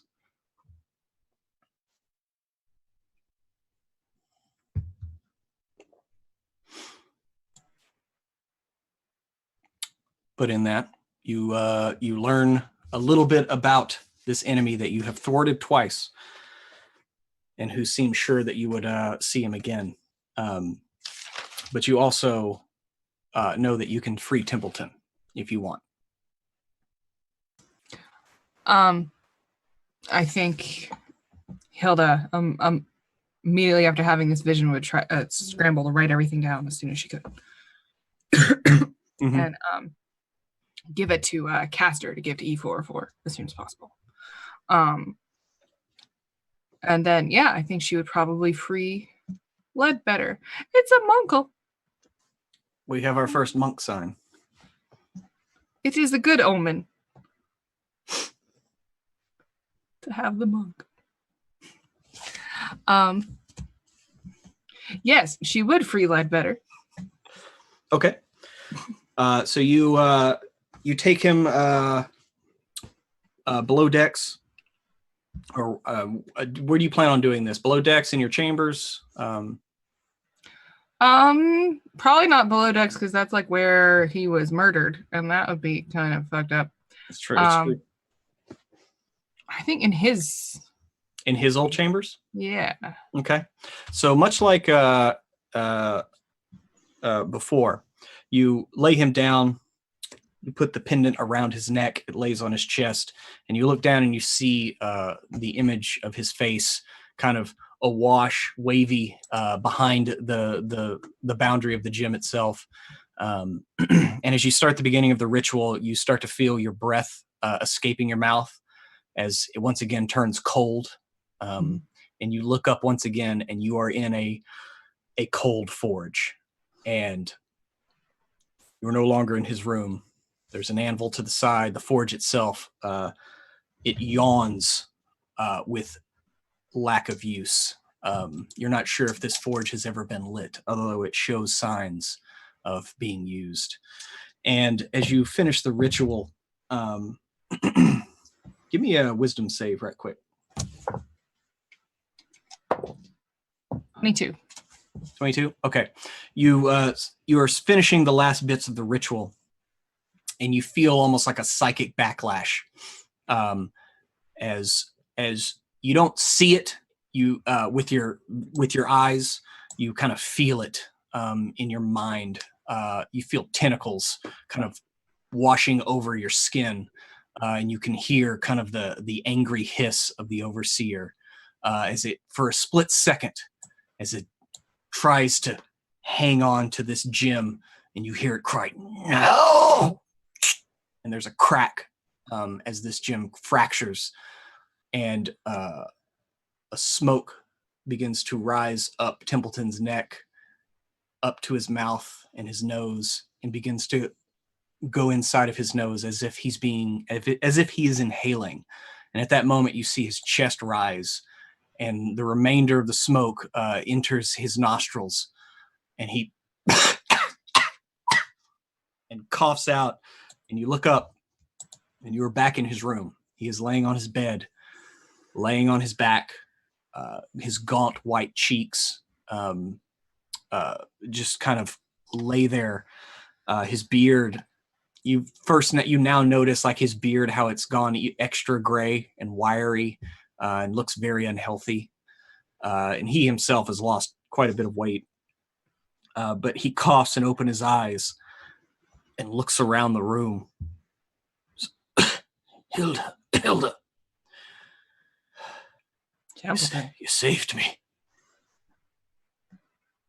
Thank you. Thank you for telling me where to go. Thank you.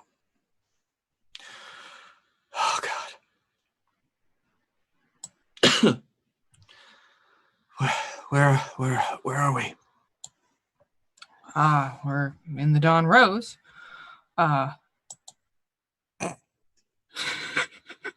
Specifically, we're in the dearth.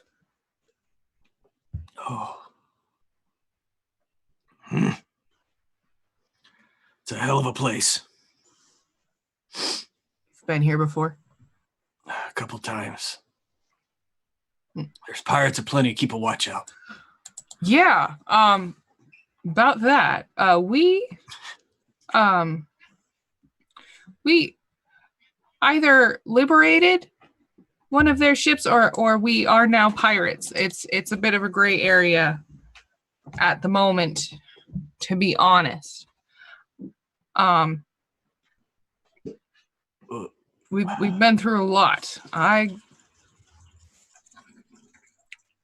You know where I found you, where we had to go to find you.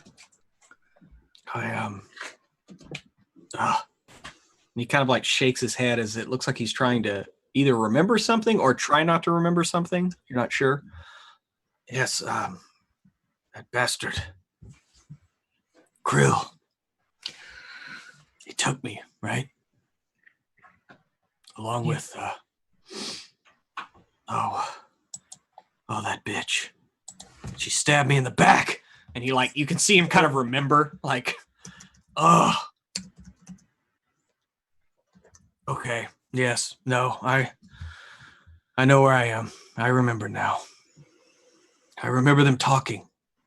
I could hear sometimes when that bastard wasn't paying attention. Something about the war going well or something. It's all kind of jumbled. War. But, yes. They spoke about a war and everything was going. It was very, I don't know, it was very villainous. Everything's proceeding along schedule, blah, blah, blah. Things like that. I don't know who he was talking to.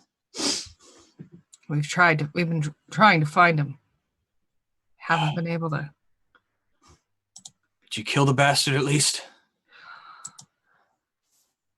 We saved it for you.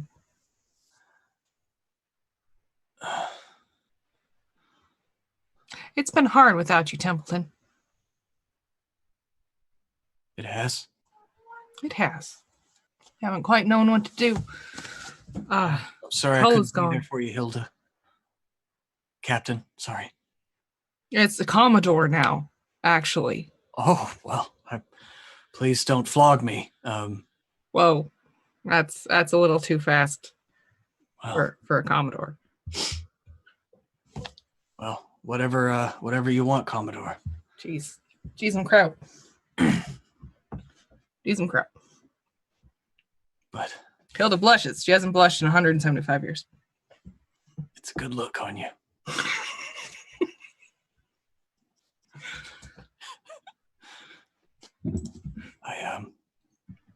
Thank you for saving me. And he tries to sit up. It doesn't really work.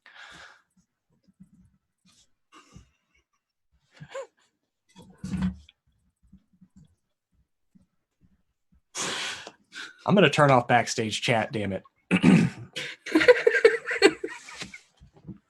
Y'all got to stop.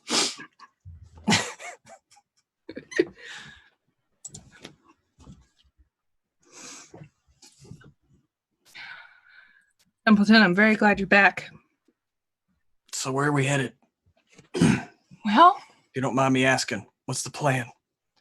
Now that we're pirates or not pirates or whatever, I don't know. well, we're trying to repair the ship. We have lost a lot of crew, sustained heavy damage. Oh, It's been a never-ending stream of. How's the little one? Hamilton too is doing quite well. That's good. It is. He's doing fantastically. Wait, was he back? I don't remember. He's back. He's back. Almost everybody was back. Celestra wasn't back. And that was strange. Don't know where she went. She was with you when you know what happened. But yeah, Cole was back. He was. And then he was gone. Oh. And then I brought him back again. Oh? And then he was gone again. Oh, God. It's such an emotional roller coaster. It is. It's almost like this whole thing has been curated for somebody's dramatic entertainment. Well, it is the fickle way of the gods. We are only their playthings. To be set out on a stage, Yes. made for drama and romance. But in the end, it's just us here together. You and me, like it always was, Hilda. That's not true, Ledbetter.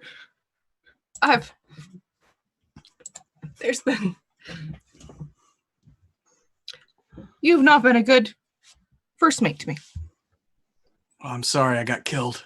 I apologize. That's not what I meant. That wasn't my intention. That's a little passive aggressive. Ledbetter. Well, a little macabre humor never hurt. I suppose not.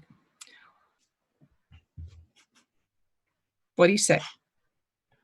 We go and get something to eat. You seem like you're hungry. As long as you know a good corner where we can get something to eat. I know of several corners, and one of them you can eat things in. Oh. Oh my. That's literally, there's a restaurant in a corner of this place. Oh, that sounds great. Let's go do that. Help me up. And with some help, you managed to actually get him up. And, he's been laying on the deck of a ship for like a couple weeks now, I think. So he's pretty atrophied. It's going to take a minute for him to get back to his fighting weight, so to speak. Yeah. But everybody sees Templeton Ledbetter. Can I I'm going to try to cast Lesser Restoration on him. Okay. Yeah, no, that will help out a little bit. Yeah. Temporarily. It will help him kind of get out there and shake some hands as he gets up on the deck. Like the crew of the Dawn Rose goes nuts. Like, there's applause. It's kind of like the end of an officer and a gentleman, but he doesn't pick you up and carry you out. But everybody's having a good clap when they should be working. And the crew that's there repairing the ship is just like, dude just walked up on deck. What the fuck? They don't get it at all. So yeah. Yeah. Also, as the cheers go off in the far back, you just see Elry turn and see it and be like, ow, fuck. Not happy. Is he jealous? No. He's seen you at your fuck shit corner worst, so it's okay. I think Hilda saw you at your fuck shit corner worst. Listen, potato. She didn't fuck or shit anything. That's not the story Elry's going to tell.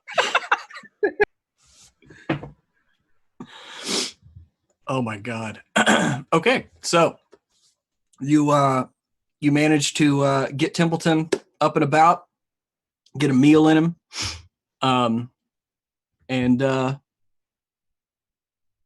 he seems to be, he'll take some time to recover, but other than that,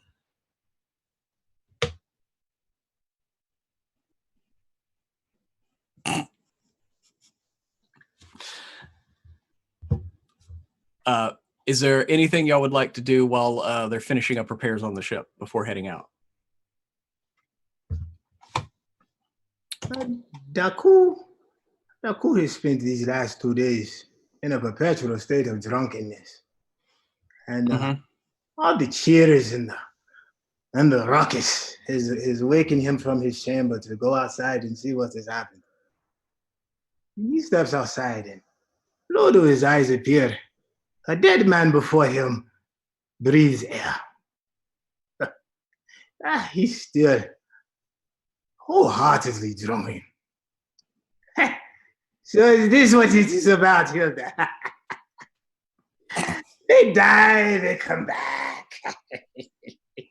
Let me guess. I am no longer your first mate anymore, right? Oh, fuck it. I didn't want to be first mate anymore. You know why? Because I want my mama! And motherfuckers to stop dying. That's what we do. We die and we come back. We die and we come back and we die some more. What the fuck does it? He's gonna walk over to Ledbetter. He's gonna take his 2 drunken fingers and put them right in Ledbett's chest. Who gives you the right to come back when you feel, and others do not have that choice? Right in his face. That's fine. All I need is Hellion. The rest of you can go fuck yourselves. And he staggers back to his quarters. Before you stagger back, you kind of like push Templeton and you give him a piece of your mind, and he just reaches out and gives you a hug to cool. Yeah. Love. What do you know about love? All we do is kill. A killer. Doesn't have to be that way to cool. I'd always try to tell you. No, see. You left one heaven to come back to another hell.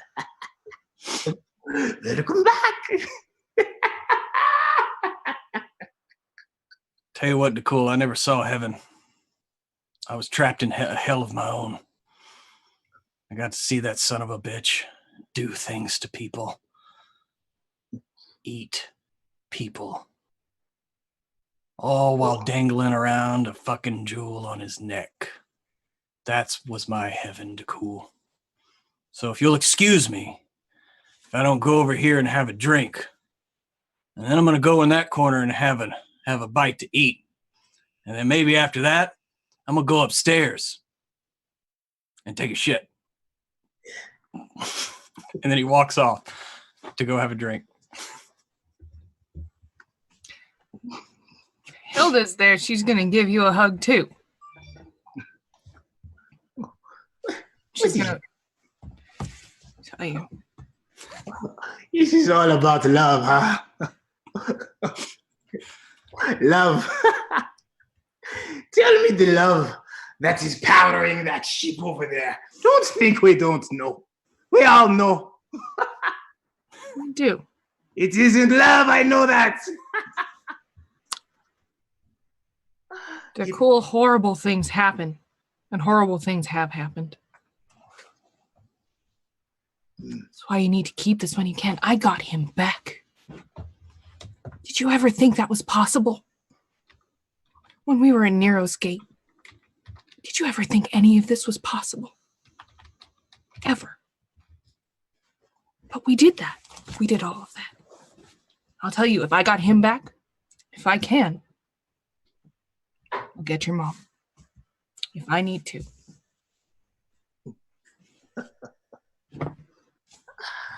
And if she is dead,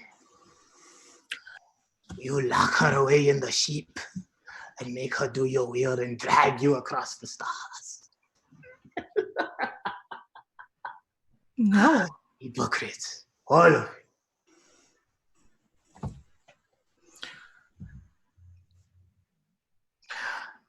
I'm going back to sleep. Maybe you should. Wake me when the killing starts.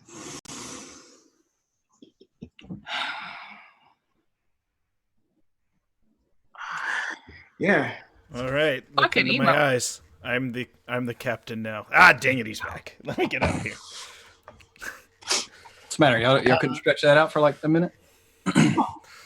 I was just waiting because that was awesome, and Elry's gonna go into DeCool's room. Okay. Because this was done on deck, right? This was Ledbetter came up. You guys said all this stuff. Yeah, Elry they was- said that at like in the dock area, like, So Elry? Yeah. Did DeCool lock his door behind him? Nah.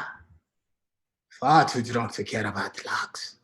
Why would I care about a lock? Elry's gonna walk in with a broom to keep that fucking hamster away, and Okay. he's gonna hop up on a desk or a dresser or whatever goes for the built-in furniture that they probably have in their room and crosses legs. Okay. Well, when you come in the room, Hellion is laying on the bed, and he's just kind of curled up there, and he like raises his little head and sniffs at you and watches you cross the room, and you're on the desk. Hey, Deco. what is it? You're right. I'm right. Tell me, small man of wisdom. Tell me about myself and how I am right. Now, if I were wise, I probably would have picked up on it before, but you're right. We lost our way, and it didn't start by being stuck here in the dirt, floating around, getting pulled by some type of fucked up undead ship.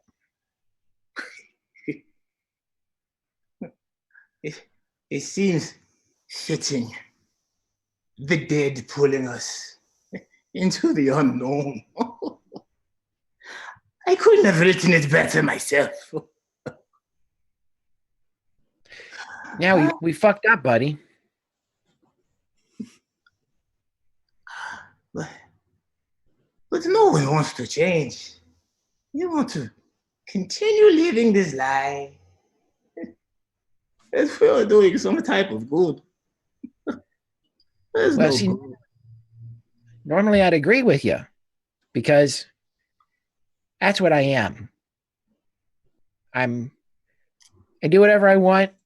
I'm a bit of a fuck up. I'm more than a bit. But way back when we found out, I told you we'd find your mom, and then we didn't. Now it's on me. So fuck the rest of this stuff. I don't care about these stupid squid head mind flayer things, and we need to find your mom. Because you're right. We're just killers. Being drugged by the dead. What am I going to say to her about the man I have become?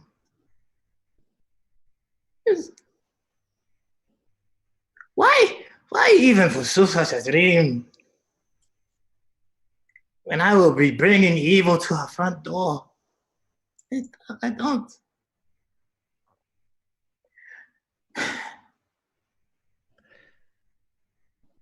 You're her son. You don't have to say anything.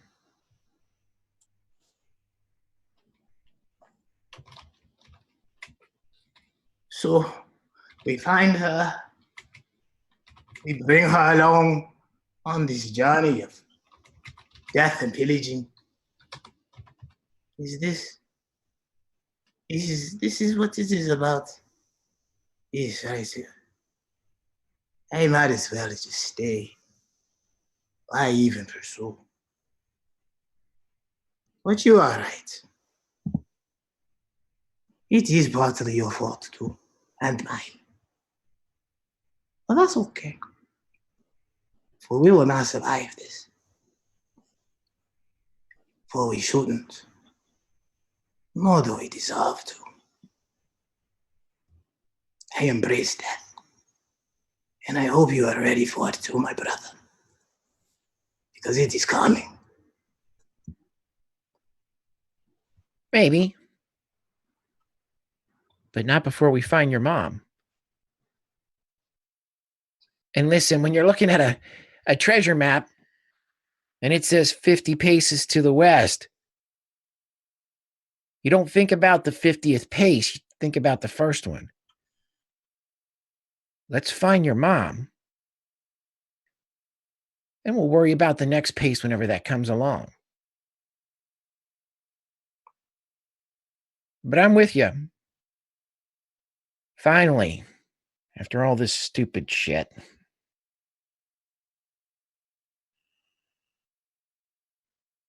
We're not supposed to be killers being drugged by the dead. Not us.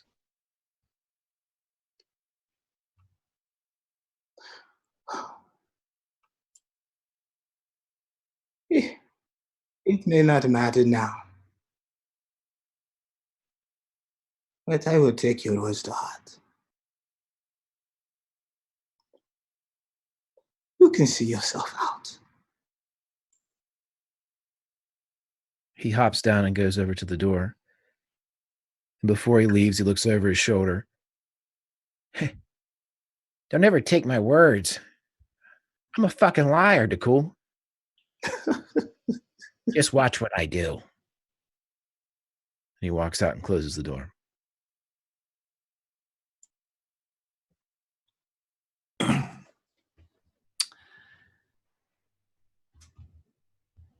And after that, close the curtain on that night and the next day. The Dawn Rose is once again sail worthy. They have installed a helm that will function for the time being. It does require a caster to be bound to it. So y'all have a couple of very low-level casters. Hilda is obviously the most powerful caster on the crew, but by no means does it take you to pilot the ship. So you can get Hoban or someone else.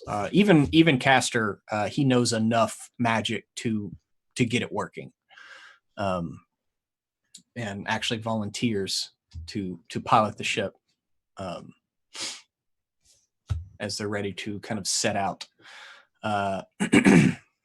Isaac, he brings new maps for both ships to follow with their lines for, the search pattern, so to speak. And, other than that, y'all are stocked up and ready to depart just as soon as you would like.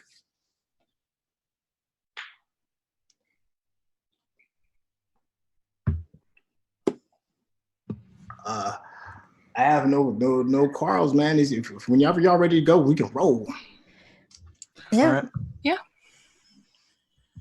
I'm curious how E44 is feeling piloting this ship. Yeah. He's not feeling great about it. Mm-hmm. It's a very good example of emotions and logic conflicting. Yeah, I can imagine. So they're going along with it right now. Okay. Well, right now, your first mate, because again, you haven't assigned anyone else. So first mate, Netherland, he is at the helm of the ship. Are you ready to disembark, Captain? I believe so. All right, and he starts yelling orders at the crew. Even though they go through the motions, and he kind of chuckles, and you might realize the sails aren't really needed, but he has them go through the motions of hoisting the mainsail and pulling pulling the jib and all that fun stuff as he just kind of pulls a few levers, and you hear kind of a whining groan diffuse through the ship, and it kind of releases here and there in bursts of air and hissing, and the Drift Lord itself kind of backs out of this little port, followed by the Dawn Rose. And y'all begin heading into the dearth in search of DeCool's mother and her home sphere. There is a general sense of revelry, considering both crews know, at least on the Drift Lord, they're all we're going to find the shining sphere and we're going to plunder it. And they're all screaming and taking up old pirate chanties and things like that. And so the mood is rather high, setting out. Whoever would like to make a roll, you can either give me a navigation or sailing roll. Elry, if you would like to, since you are the most experienced sailor there. You can do, int plus proficiency. And E404, if you want to give me a roll for your ship. As y'all set out to see how well y'all can maintain your lines on this these search vectors that you've been given. Would this be the intelligence? Yes. Okay. That is a 19. 19. 17. 17. Okay. Yeah, y'all fan out almost to the point where you lose sight of one another. But that was the whole idea, is to try to cover as much area as possible while searching. And so you manage to kind of keep that course in parallel as you begin crisscrossing this area of the dearth. And it takes a couple of days. But what would be the dawn of the third day, DeCool, you're out on deck. And most people in the Dawn Rose, they weren't as excited here, like the whole myth of this whatever sphere, is not that big with them like it is on the Drift Lord. So the mood on the Dawn Rose is a little bit more, reserved, a little bit more low key. And you are out on the deck looking out, maybe doing your meditation, So whether or not you have pants, again, that's up to you. But I know DeCool. But I didn't want to make any a call for him.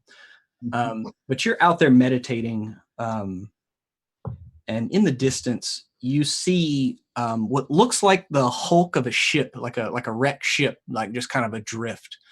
But you see an odd light emanating from it. You're not really sure what it is, but it looks like there's almost like, not like a beacon, but kind of like that. Kind of being broken up by its kind of ragged and jagged wooden wreck of its hull.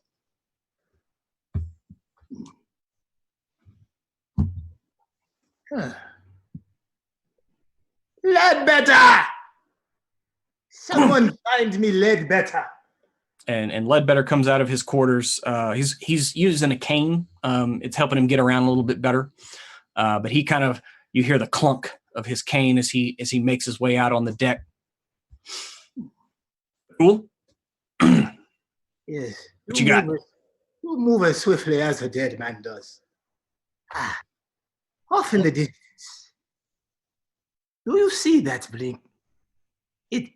It's like a blinking light.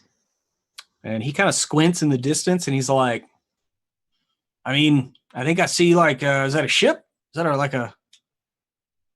Yes. I think I can see a ship. I don't see blinking. I don't know. Do I have well, no, I'm naked.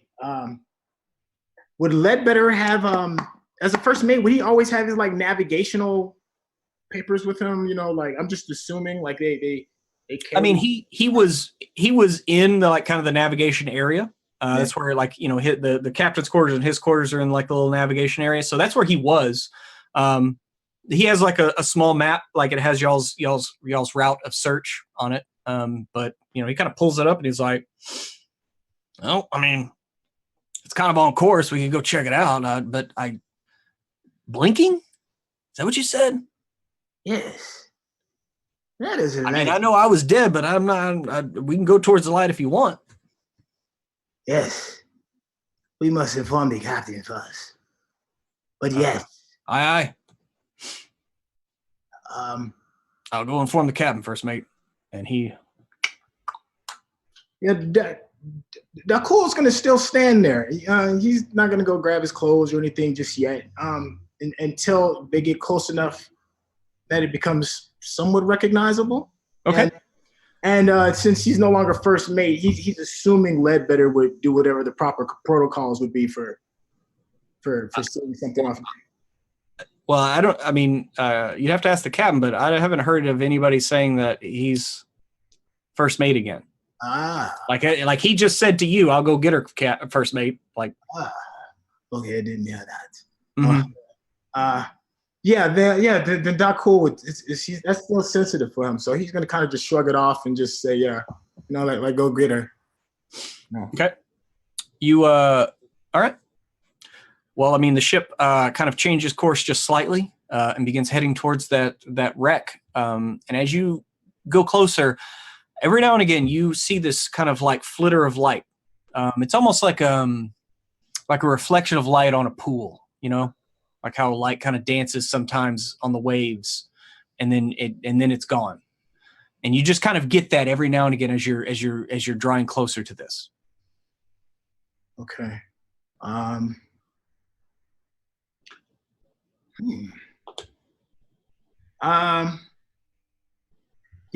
he would just sit and just still pay attention until he notices a pattern, maybe recognizes the ship itself. But he's not going to stop staring at it for fear of him leaving and it stops doing what it's doing. So the curiosity in itself is going to keep him there. It's going to keep the cool there. Okay.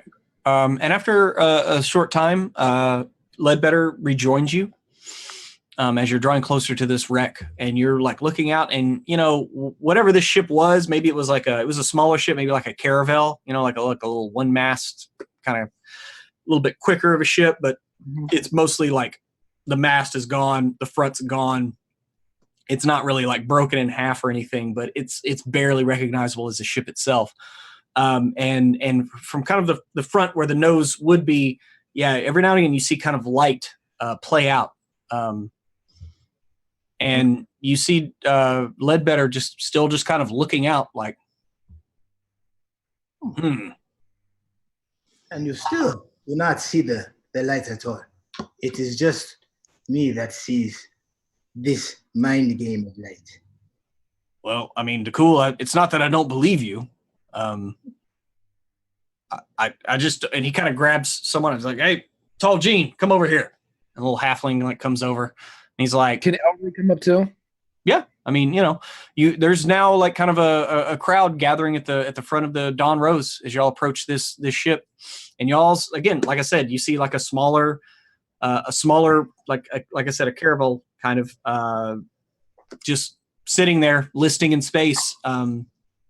But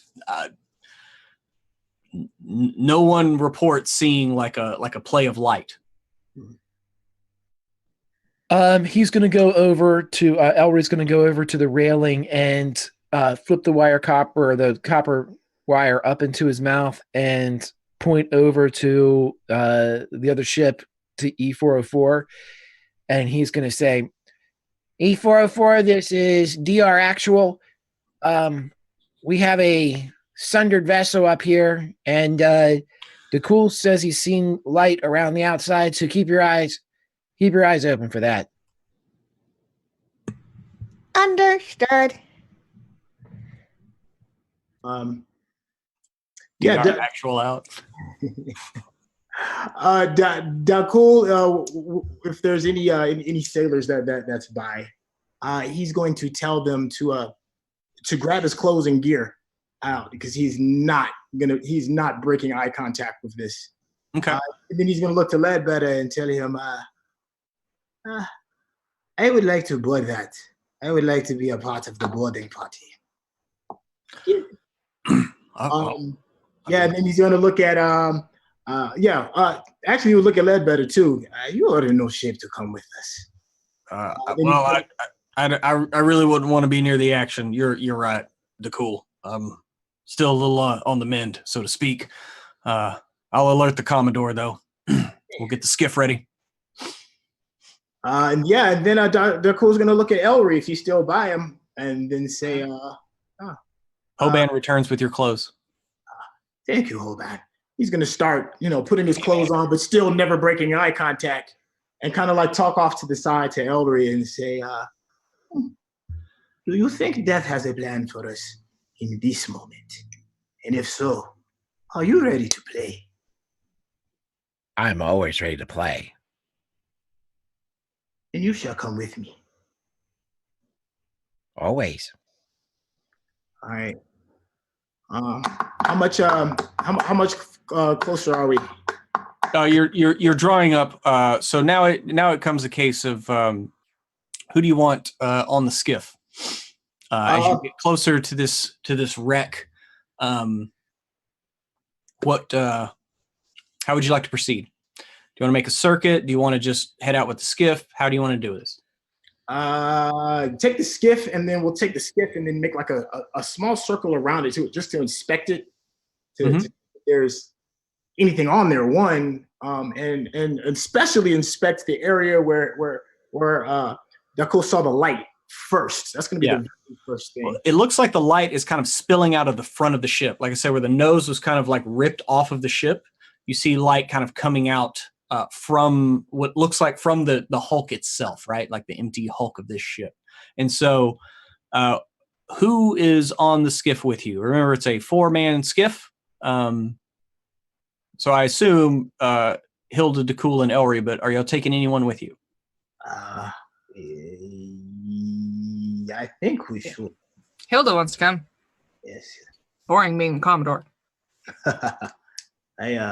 I absolutely would like you to come. We should get a 4th just in case. Let's see. Hoban. I mean, he was right there with us. Oh yeah. I mean, if you want me to come in, I'm always there for you, man. Yeah, I can do it. Let's do it. I need you to come just in case there is something chemically playing tricks on my eyes. And there is nobody else on the ship. So you're saying you're seeing light, right? No one else is seeing it? You good? Okay. Do you have glaucoma? Have you been staying up on your, you know what? We'll talk later. It's fine. We'll get to it later. I'll get you squared away. And y'all get piled up on the skiff there. Do y'all alert the Drift Lord at all? Didn't Elry do it? Yeah, Elry's gonna, this is DR actual. He's gonna go back and forth as soon as anything is coming up. Decisions are made. He's relating them immediately to E404. Okay. So so basically, DR actual has something on the Dratus. Do you want to comply?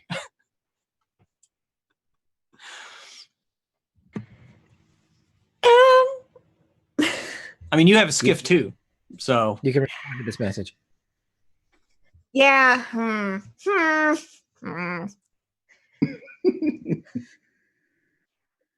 We always do this thing when we end up going away from our ships. You know. You mean on away missions? Yeah. It's the hallmark of science fiction. Come on. It happens all the time.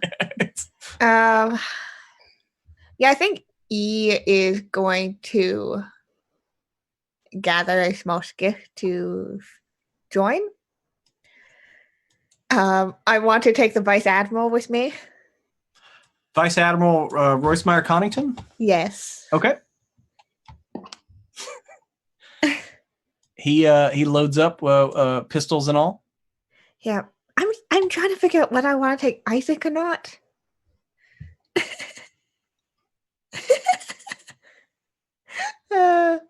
I want to leave the first mate on the ship. Okay.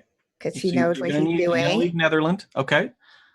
I'm going to take the Vice Admiral for sure, and I'm still debating about Isaac.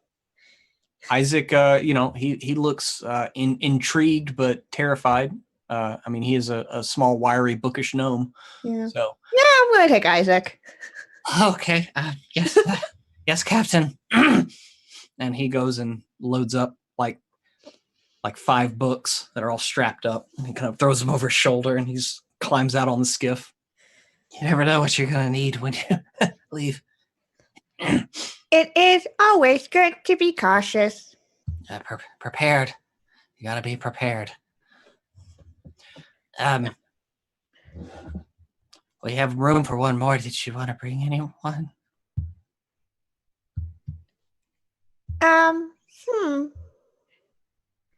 Is there another crew member you are comfortable being around? Oh, well, Truss, he's pretty dependable. He's that dwarf over there. And then that elf with all the earrings and the short kind of punky haircut, that's Sweet Pea. She's pretty good in a fight. She's kind of a bitch, though. She's mean to me sometimes. But it's. Do you have anybody that you trust? He doesn't distrust anybody, but they don't know everybody. So let's be like, I think we should take Sweet Pea.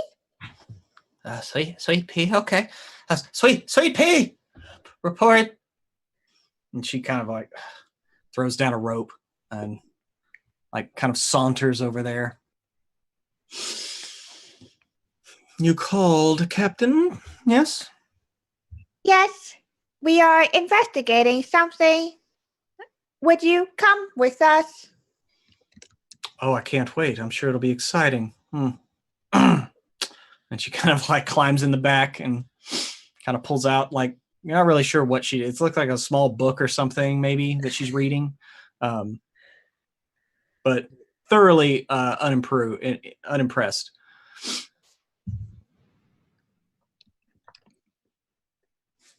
Yeah.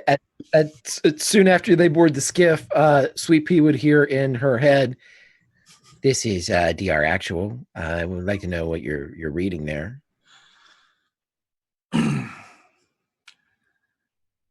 How to kill a guy in 20 days.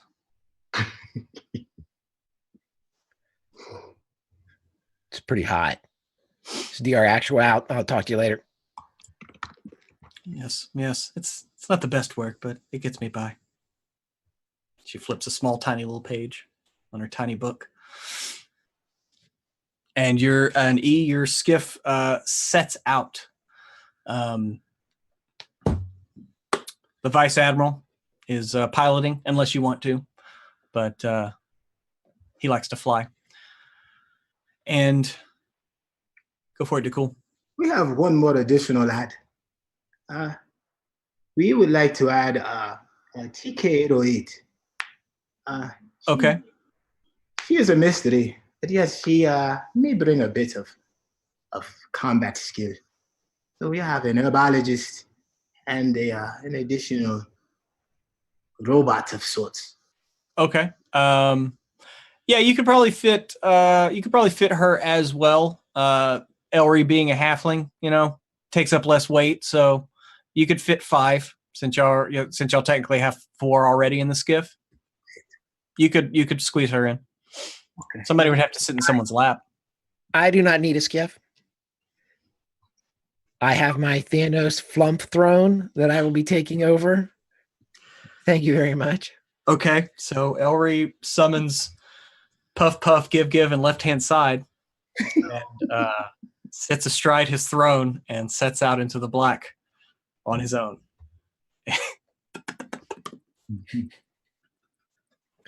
It's just hear the little pops of air as the 3 flumps rocket forward at breakneck speed. Dakul. Y'all make a slow, kind of lazy circuit of this wreck, and as you go around the aft of the ship, you don't really see anything. You can kind of see like through various holes in the hull, in the deck. Again, this wreck has been here forever. I mean, you're pretty sure if you tried to stand on this ship, it would just crumble. Like like the wood looks like that ancient. As you come around to the front of the ship, though, Dakul, you see a flat plane inside the hull of this ship that's been hollowed out. And like I said, it just looks like a flat plane, probably about 15 feet in diameter. And as you go at a certain angle, you can kind of catch a glimmer of starlight kind of reflect off the top, and it kind of shimmers across the surface of this. You're not sure what it is. If anything, like I said, it looks like a pool of water almost. But again, when you point it out to anyone, like they're like, sure. You're the only one that can see it. We are heading in that direction. Okay. You pull up to the front of this kind of wrecked out hulk, and the skiff itself technically would fit inside this because it's been, like I said, it's been hollowed out. How much closer would you like to get? You can pretty much pull the skiff like right up to the edge of this kind of shimmering. Again, it kind of looks like a pool, like a flat plane. Okay. If it's let's pull out to maybe 5-6 feet in front of it, and I'll jump out solo to investigate since I'm the only one that can see it. Okay. Let me get let me jump onto the ship and then kind of stop. I don't want to walk into the plane. Okay. So go ahead and give me a dexterity check, not a save.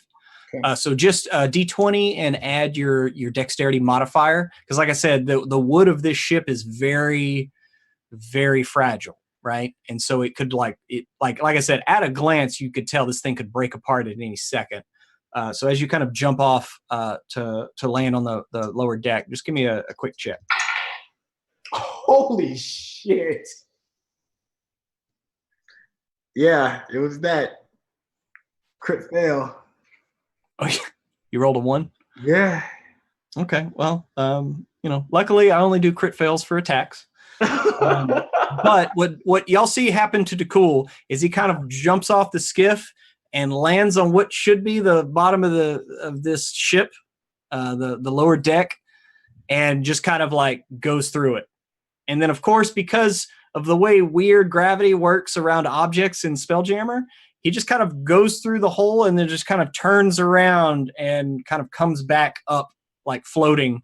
And you kind of come like on an equal plane as this kind of shimmering pool.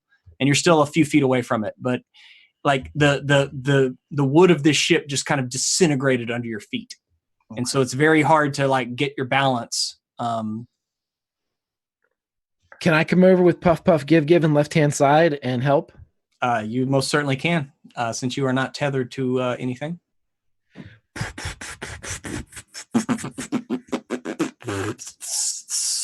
And they slow down. Thank you. This is like that moment in 2010.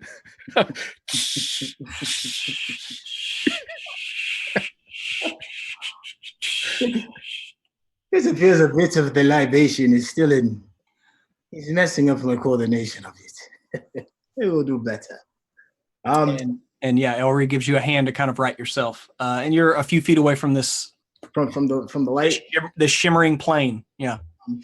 I'm gonna grab like a piece of the crumbled floor that just broke off from underneath me. Yeah. And I'm gonna just first, actually, before I do that, I'm gonna look at Elry one more time and everybody else. And we will not see this pool of liquidity, this liquid plane in front of us. Elry, give me a perception check.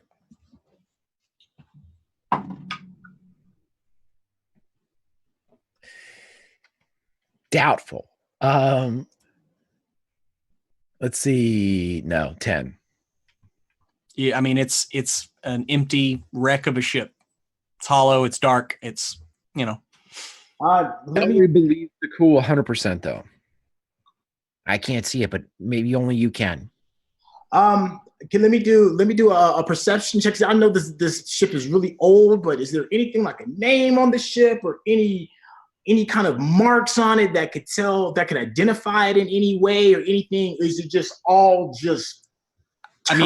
infested wood? Yeah, y'all did a full circuit of this ship, and if it did have any kind of markings, they have long given in to the ravages of time. There are no sails even left. I mean, there's barely the hull of this ship, right? Right. Like that's pretty much all that's left. And even that is falling apart after your interaction with it. Then Dakul would take the broken piece of wood that was at his feet and toss it into the plains area and just okay. Watch. Yeah. So as you take that piece and you just kind of like toss it out there, the plane itself, it hovers about maybe like a foot or two off of the hull of the ship, right? And you just kind of toss this little piece of wood in there, and Elry, you're sitting there and you watch, and as this piece of wood drifts through, it's driftwood, through this plane, this shimmering pool, Dakul, you see like ripples come out from where it makes contact and disappears. And Elry, you see a piece of wood just disappear. Is that where it is? Yes. I am not going crazy.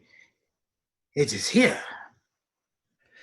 Elry will turn around to the Commodore. Commodore, this is DR Actual. We found something. It looks to be some type of portal. Only Dakul can see it. DR Actual out. How This far is away? DR Actual again. How's Sweet Pea doing? Then never mind. We got DR Actual out. One chapter to go. Let's see how it ends. How far away are our skiffs from the ship? Y'all pulled your skiff up, like Dakul said, within 10 feet. I believe you said 6 or 7 feet away from the edge of this wreck, and then he jumped off. So like y'all are like, they're like 5 feet away from you. Just So in y'all case. might have seen it. I don't know. Yeah. It depends if Dakul and Elry were blocking your view. I'm going to use my Eyes of the Grave ability to detect any undead here, just in case, because this is spooky. Okay. You do your Eyes of the Grave, and you detect an undead presence at your feet, and you detect an undead presence in the other skiff in the same So area. that's, like part of the spooky. Mm-hmm. That's the only two. creepy. Those are the only two undead presences you detect. That's unsettling. Okay. Who better than a cleric of death? I mean, come on. I'm a grave cleric. There's a significant difference. Significant. It's true. I'm on the threshold. I'm not in the room. That's the way it goes. So, over the line. All right. So, Yes, Dakul is he's still hungover and still not 100%. So his judgment is going to be a little skewed. okay. So the first thing, a bit of craziness, is he's going to just say hello to the door. He's going to unsheath his sword. One. Now I do have a question too, regarding the blue gem that's in the sheath. Oh, it's in the hilt. Excuse me, in the hilt. Sorry, It is in the hilt. When Dakul activates the power to move that distance, is it only a distance that he can see, or is it a distance that he can remember? It's a distance he has to be able. You have to be able to see where you're going. Okay. I mean, it functions as the Misty Step spell. So yeah, you have to see it. Okay. Pretty sure.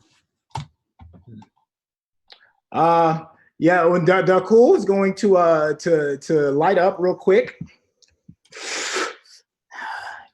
Would any of you happen to have brought some rope? He's going to say that out loud so that both skiffs can hear.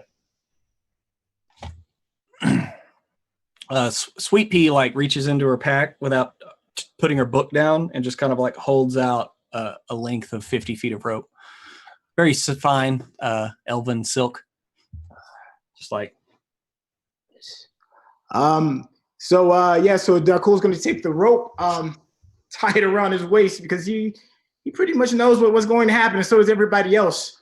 He's going to look at E404 because he thinks that she is the heaviest thing around. Would you tie this around yourself? And in the event of something strange, I'm going to need you to yank, like you've never yanked before. Well, what are you doing here, Carol Ann? I'm tired of playing around with death. If it is to meet me, it will meet me on my terms. He's going to tie the other end around his waist. Take one last toke. maybe this will not be goodbye. And jump. Okay. So you take one last toke. As soon as DeCool jumps, there's a beat later, and Elry says, "No, it won't," and he jumps after him. Okay. Love it, Elry. That's my dog. Do you still? A weird question. Did you dispose of the J before you jumped, or do you still have it? Oh no, I still have it. Awesome. So you jump into the portal, and Elry follows soon after. And the first thing that you notice as jumping in this portal, it has been cold is the word to describe it in the dearth. Without the phlogiston around, like y'all have flown through the phlogiston, and it's nice, and it's just kind of nice and warm is the way to describe it. But it has been cold in the dearth. It has been empty. And you jump in, and it's like jumping in a warm pool again as you jump through this portal. And immediately you look around and you see the vibrant colors of the phlogiston, purples and blues and reds, in almost suffocating detail. As again, y'all have flown through the phlogiston and seen, you can kind of see through it at a distance, but this is something completely differently. And so also, as you jump through and Elry follows, I'm going to need a dexterity save. Can I press the digitation and put his joint out? Because I knew what we're doing. I knew what was going on. Well, you can do that after this, yes. But I'm going to need a dexterity save as your J immediately lights up the insanely flammable nature of the phlogiston itself. That is beyond this portal, wherever this leads to. So give me a quick dex save. Both of us, or just? No, both. You did say you jumped in right after him. I'm rolling it. 13. I'm going to use luck. Uh-huh.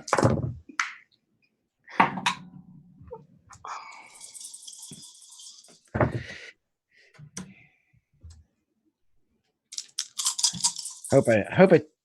Well, actually.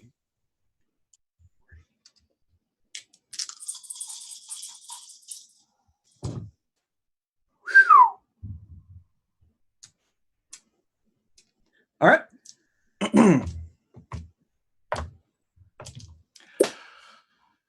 So what'd you get total? Elry, it looks like you passed. DeCool? 28. 28. Yes, you did pass. No, not DeCool? 13. 13. Yeah, DeCool, you failed. So if you failed, you take 62 damage.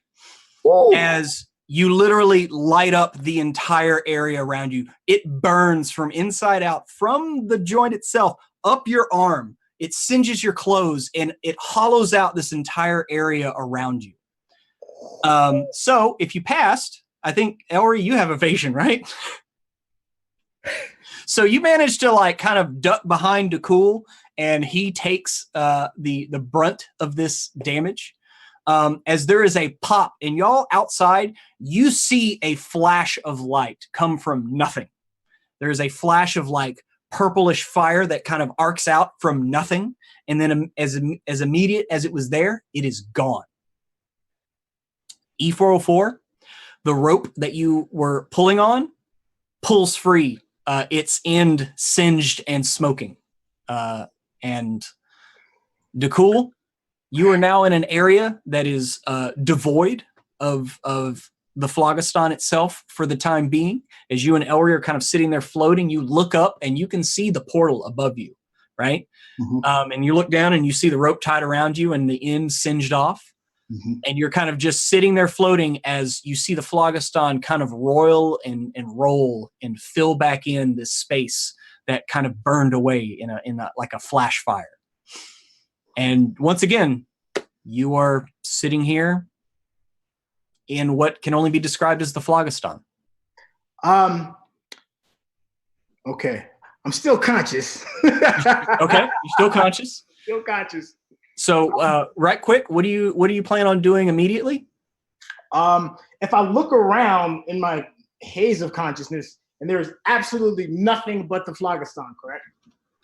That's all I can see in all 360.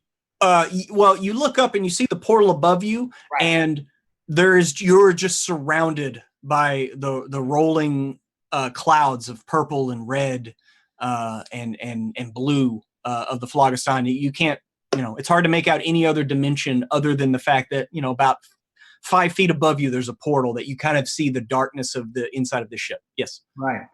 Then the first thing I'm going to do, survivor's instinct, is to grab Ellery, and then grab my sword, and then just was it Misty Step directly to the portal, and I'm hoping somebody from the skiffs is by the portal area to come grab our ass. Okay. Before we go up there, is there now when we're in the Phlogiston, we can usually see other spheres because of their just massive nature, but they get smaller. So is there aren't any spheres here? Like I said to Dakul initially, you've been in the Phlogiston a lot recently, right? And normally you can kind of see through it. This is so dense. You have never been, you have heard of the deep Phlogiston. If you keep going like down, down, down, like supposedly the Phlogiston gets so thick that ships can't even pass through. You've heard tales of that, but you've never seen it. And so, I mean, like literally it's almost like a purple, blue, red fog bank. So like 2 feet away from you, and you can't see past that. Like that's how thick this is. You've never seen this before. Okay. Before we go back up, I'm going to try something here. Can I still call Puff Puff Give Give and left hand side through the portal? Can they hear me through the portal if I mentally call them? Yeah, I'll say yes. You're not that far away from it. They weren't that far away. Yeah. Okay. I'll have left hand side come in, and when left hand side comes in, Elry's gonna mentally ask left hand side, "Hey, can you does anything smell good? Like any food around here? Because I know they're drawn to that psychic psionic energy, and to see if we know that our friends like to use that shit left and right, and if there's a big pulse or flare of it somewhere in this area, maybe others like TK or anything like that." Wait, was left-hand side the one that I didn't have talk last time? You did not have a voice for left-hand side. I am a dick. No. Hang on. Give me a second. Because really slow was Puff Puff. Give Give was a redneck. Left-hand side. Okay, I think I'll do posh British. Well, I don't believe that I sense anything, Elry. I do not. No. One could starve here. Okay, well, left-hand side, you're a fart cloud and a scholar, and I appreciate your time. I appreciate your kind words, Master. Would you like me to take you out of this place? Sure. Tally-ho. I had one question, Prue. Yeah. The reason why I was thinking of the fast react is I assumed that if you're not on a ship in the Phlogiston, that there's no air. I just assume the air pocket of the ship is what keeps going. Yeah, that basically you have a couple of minutes before you have to start worrying about air. Like you will retain some air around you. Now, the whole fire thing did not help. That burned away most of your oxygen. So that like you can kind of feel the air getting a little lighter. Okay. Just being here. But it's not like you're not having to make checks yet. Okay. All right. Am I conscious enough to? As long as you have hit points, yeah. I see what Elry's doing with his little fart buddies. So I know he's all good. Elry, I mean, can we talk in the Phlogiston? You can talk. Okay. Well, yeah. Then watching him do that, then Dakul wouldn't panic and then just zap his way back up. Is there any type of gravitational pull pulling us in any direction? Right here, no. Like I said, you jumped in and it kind of took you about 5 feet into the portal, and you just you're kind of floating there right now. Is it thick enough to make swimming moves to maneuver it? Do you try that? Yeah. Okay, Elry, you see DeCool just like, and nothing's happening. What are you doing? Of course it doesn't work. Elry was going to try it just a second after he did that. I have just been kicked in the ass by a fireball. I can make decisions right now. I told you should have learned some of my sneaky stuff. Saves you when things pop. Okay, so what are y'all doing? You popping out of here now? If there is absolutely nothing. Oh, okay. 5 feet in the portal, you don't see anything. I mean, like, that's where you are. So, and the portal, it's still only what you said it was like 15 feet across. Yeah, 15 feet across. Okay. Yeah, I mean, you're pretty sure like the skiff could fit in the portal. That was gonna be my next question. Okay. Yeah. Yeah. Well, that would be the coolest thought process as well. Hey, as I'm a charred piece of man flesh, I think the skiff could get through that hole. Yeah, like the afro side of your hair is kind of singed down, but the other side kind of made it out okay. The second we saw the singed rope, Hilda. Oh yeah, that's what I was going to say. I'm sorry, we've kind of sidetracked here. What do y'all do when a puff of like purple bluish fire pops out of this nothing, and then a singed rope comes back? I go straight in without even thinking about it. Okay, do you jump in or you take the skiff in? I take the skiff in. I tell TK. So y'all are sitting here. Buckle up. So DeCool, Elry, Elry's talking to left-hand side. DeCool's swimming, and then the nose of the skiff breaches the portal and begins to dip down. And y'all see DeCool and Elry like right there, and they kind of like bump against the front of the skiff as it pushes in. Are you okay? I look like the Wile E. Coyote after a bomb exploded. He looks like the Wile E. Coyote after a fucking bomb went off. His face just got ash on it. His hair's half burned off. There's a little smoke coming up. His clothes are there, but not, it's bad. Good Lord. I'm fine, Commodore. I'm glad for that, Elry. DeCool, come over here. Get over here. Come on. Hey, you try. Okay, you managed to get on the skiff. All right, I give you 16 plus 24. 24 plus 6. She gives you 30 hit points back immediately. That's cure light on you. Okay. Brushes all your desiccated skin off of you. Gives you a nice exfoliating, like. Yes, anyway. she debrides all your wounds magically. Thank you. That's the word. That's the word I was thinking of. Yeah. Okay, so after you heal up DeCool a little bit, where are you headed? Probably back up and see if E404 is on the way. Well, E, you saw Hilda's skiff go in. What do you do? We're pulling that skiff up to the portal. E is not going in quite yet, but just like, what the fuck? Uh-huh. All right. So yeah, so the skiff will pull up kind of. So we got one skiff in the portal, one skiff at the cusp. Yeah, Kiana, I need you to say it as E404. I need you to you to say. Say what the fuck? Yeah. I need it desperately. I need it.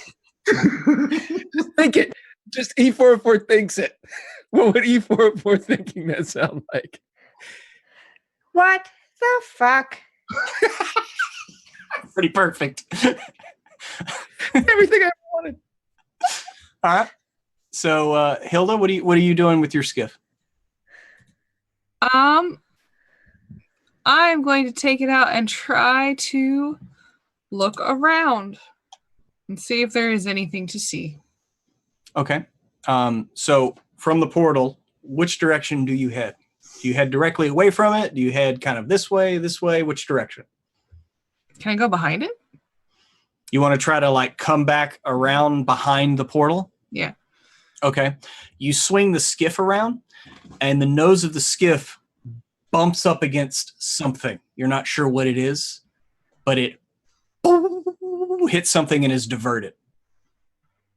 You find what you can only consider a wall. It looks like nothing but Phlogiston Beyond, but it's like a video game where it's like, you cannot go beyond here. I want to navigate it so that we can touch it. Okay. I mean, you just kind of bounce off with the nose and just kind of work the side of the skiff up against it. Yeah. You reach out and touch whatever. It's the damnedest thing you have ever felt in your life. You are touching something while not touching something. There is nothing there, but your hand does not go any further.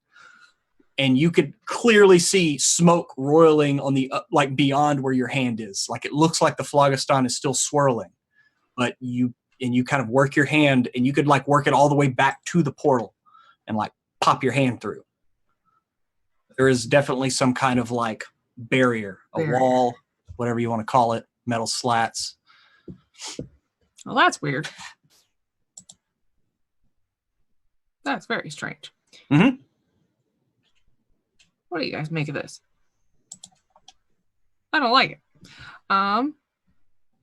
That's all. Hilda's just gonna try to. Anybody else? Look around.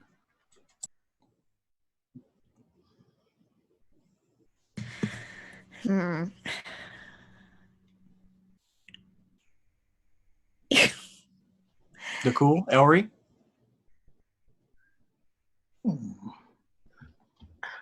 I'm going to pause on a rash decision. Oh, come on, you jumped in a freaking portal. Let's see. Can I ask Hilda what the texture is? Is solid and hard? Does it feel earthy? Yeah, what does it feel like? Like if I close my eyes and go Like I said, it feels like nothing. Like it literally feels like you're touching nothing, but you can clearly feel your hand up against something. You've never felt anything like this. Can I do like an Arcana check? Sure. It's like if it's like force magic. Yeah, go ahead and give me an Arcana check. I got an 8. You got an 8? I mean, magic is weird. It's weird. Magic is a strange thing, and sometimes it goes beyond a mere mortal's understanding of what could be and into a place that is. I hope that was sufficiently circular enough to not make enough sense to really get anything out of. Yeah. You rolled Mission an 8. accomplished. So, yeah. I mean, it's some kind of barrier. So like, take that at what you will. Would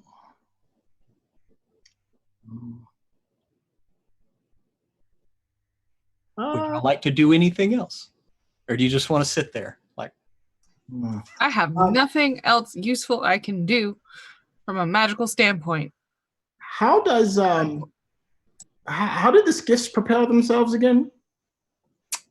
You aren't privy to that information. Suffice it to say that they are powered by something, and it allows them to move forward. Whether or not Hilda has shared that in the intervening 2 days, I don't know if she has. If she has, I'll just tell you. Wait, what did I say or not say? Nicole wanted to know how the skiffs are propelled. Spooky hag juju. Yes. Banshee, but whatever. Banshee moves that, and basically ghosts are inhabiting the skiffs themselves, and energy is being drawn off of their essence to power the skiff. Our skiff is the Ecto One. Mm-hmm. All right. Ndakul would say, perhaps we should use the whole of the portal as our North Star and head in the exact opposite direction until it becomes difficult to see or until we bump into something.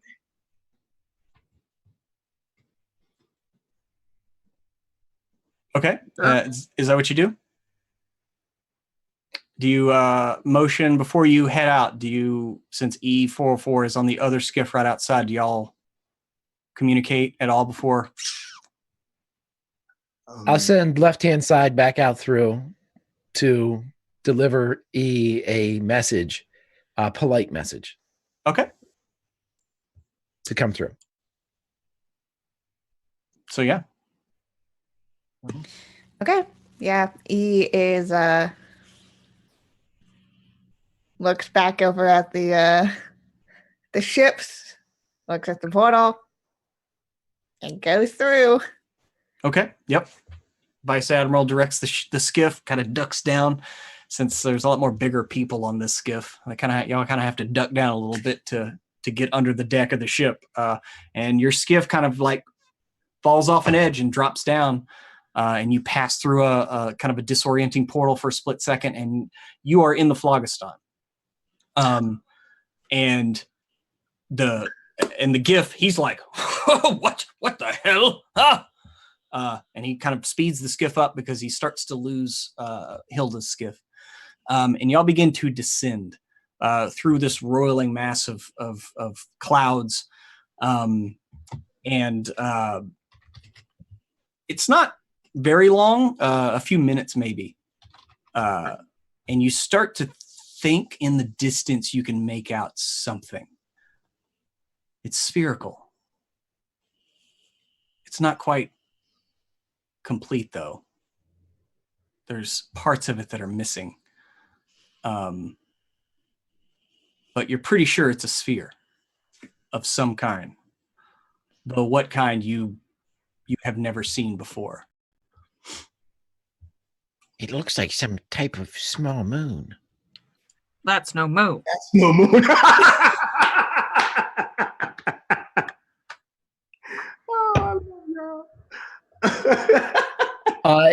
Just for narrative purpose, as soon as they left the portal, Elry's been casting prestidigitation into the to make a symbol into the actual stuff, and it is a swirling arrow that is pointing back to the direction where they came from. So he's leaving breadcrumbs just behind to. Okay.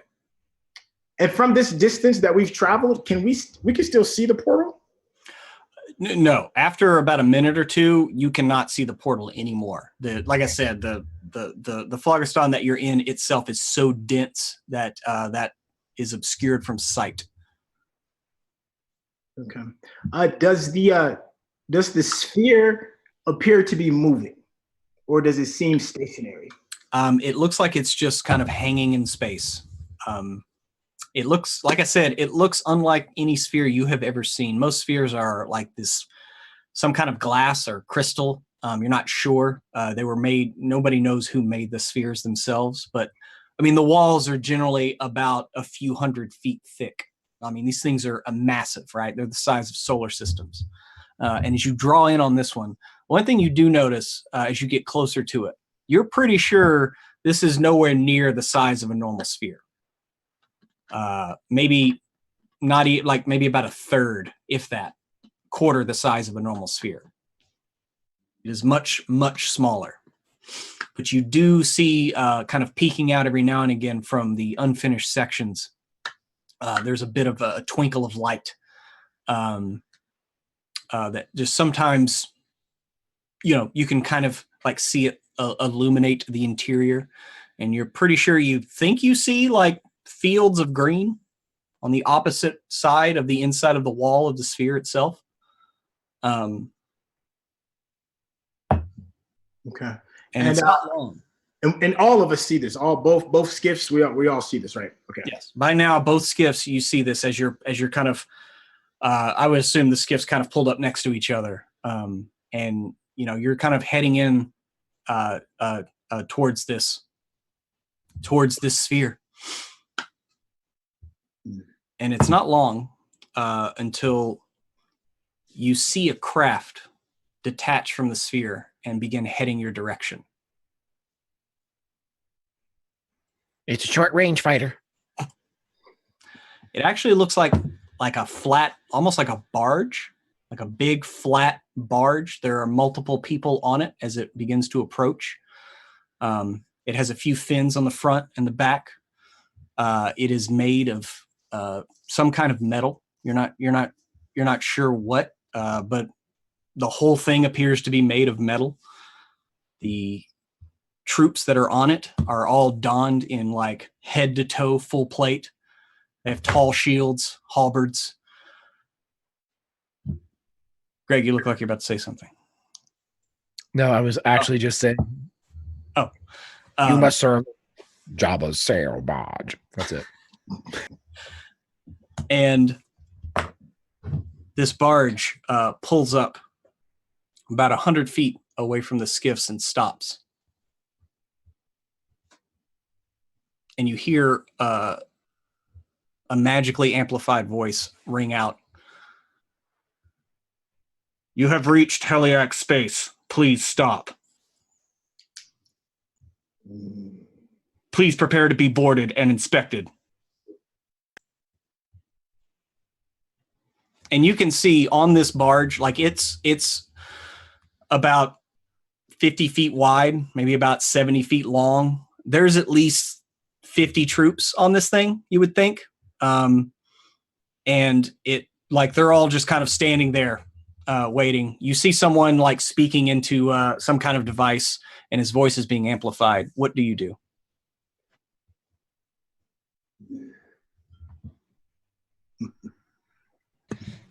Dakul just starts laughing.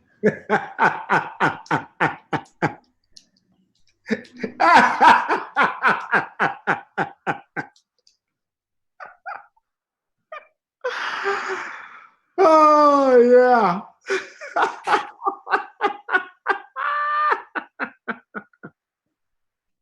All the troops on the barge stand there like stone-faced.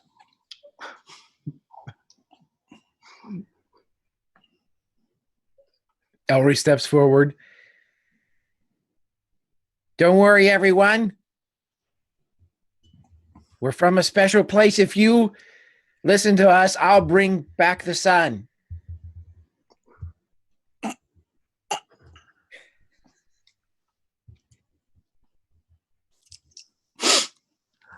You hear echoed once again, please prepare to be boarded and inspected.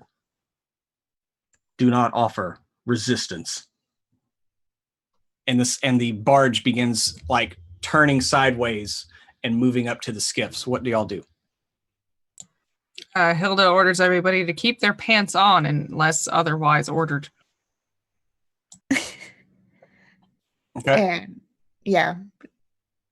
Just out of curiosity, do we look like our skiff is able to outrun it?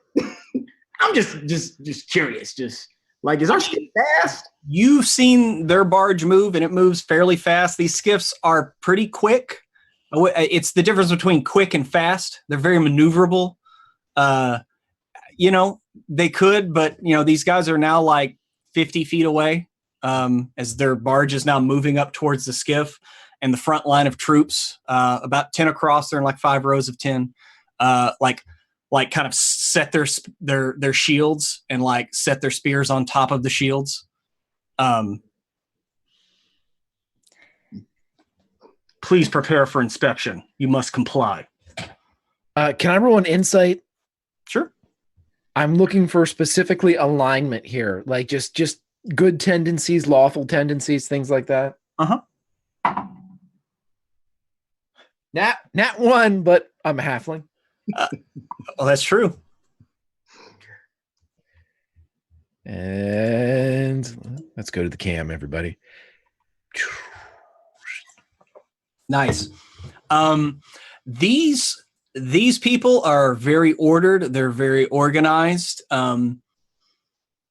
This is a sphere that is of myth. What this means, you're not sure, but they aren't making any overtly aggressive gestures other than having like 50 dudes like have their weapons ready as they're telling you they're going to inspect your ships, whatever that means. It's just E404. It's E404. And who else is on her skiff? The GIF, Connington, Sweet Pea, and Isaac. Isaac looks like he's about to shit himself. Sweet Pea is kind of has one hand, her arms crossed, and her hand is kind of playing on the hilt of her rapier. Mm-hmm. The GIF is looking down at his pistols and looking at the Phlogiston and just looking utterly defeated. Yeah. And Yeah. and that's what E's skiff looks like right about now. Yeah. And you can tell that E, as much as they can, is trying to look as not intimidating as possible. Okay. They're 6 foot, whatever. And the barge moves closer. They're how many feet away they were like 100 feet before, so were they like 50 feet? Now they're about 25. As they're like moving up. I mean, you can clearly see these people. Ellery, how close are you to me? Ellery, because I know you. I'm right beside you, and we could blow this whole barge up, but I'm not sure we want to do that because I promised Dakul I'd turn over a new leaf, and I'm in a real pickle right now. What Ellery wants to do. I was going to. Yeah, Hilda, you right beside me as well? I'm assuming you are. Stay on target. Just heal me. So stay on target. I was gonna say, we can like maybe kind of halfway, like pretend like we know what we're doing and like run into the barge while E and them get away. Why don't we let them board us? Because there's a lot of them and they're coming. Oh, they're getting us without a doubt. Maybe they don't wish to murder us, and like we've been boarded before when we. Please put down your weapons. Hilda drops her weapons. And from behind the visor, like now you can tell from just kind of how they stand. Dakul, you fought enough men. You're pretty sure all these people are humans. Like just the way they stand, the way they hold their weapons, just the surety of power. Yeah. I'm gonna stand. Once I saw Emma stand, once I saw Hilda stand down, I do as my commandant does. So I will put my sword down. It's too late to run the hit and run play. We've got like 20 different ways to murder them without a freaking. That's true. That's very true. And the barge kind of bumps into the front of the two skiffs, and the gentleman who was speaking into whatever device he had, he kind of puts it down, lifts the visor on his helmet. You see he's a human, black skin. He walks forward. He has a very, very domineering look on his face as he kind of like looks at all of you. And Dakul, he looks at you, and you see his eyes like go a little wide. What the? And he like utters a word, and everyone on the barge drops down on one knee and bows their head as he looks at you. And that's where we're going to leave off. So that's the end of Starward Bound for tonight. And we finally got there. I wasn't going to let this episode go until we got to that moment. I've been waiting for this moment for a very fucking long time. And so that's that. Let's go around to cast and crew and let's take one quick recounting of how everybody liked it and what everybody thinks. And then we're going to say adieu for the evening. So starting with you, Trey. Trey, what's up, man? Whoa, dude. Yo, I'm like, yeah, oh man, where do I even begin? Oh man, between Dakul's emo and this new revelation of being close to home and somebody that recognizes him and the bowing. What, really? We're gonna do some bowing? That's what's really gonna go down during this moment of depression and confusion. I'm all in, baby.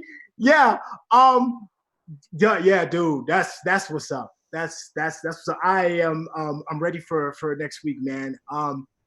Big shout outs to the crew for allowing Dakul to be as absolutely insane as he has been lately. A huge shout out to Ellery for jumping in the fray with me while I got barbecued and eating and Hilda. Oh my gosh, yeah. So I'm sorry, I'm talking over my words. It's just where does this go? Where does this go, man?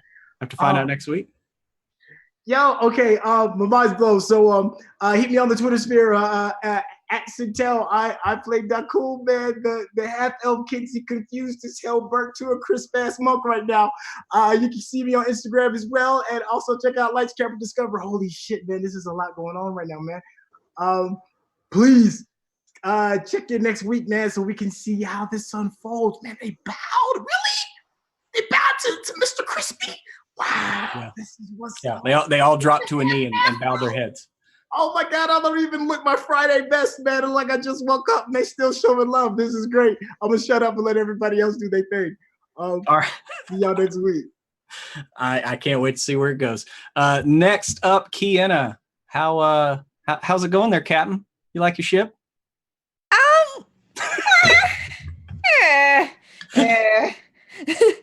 Both E and I have some qualms about this whole situation.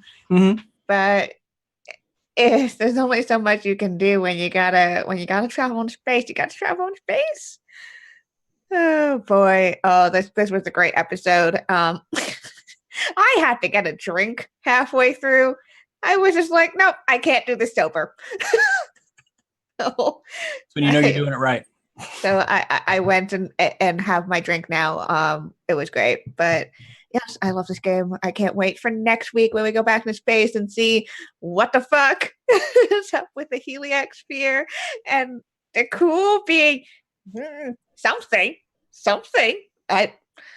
I'm just super excited to find out more because that's been a story thread we had since the fucking beginning, and we're finally here after almost a year.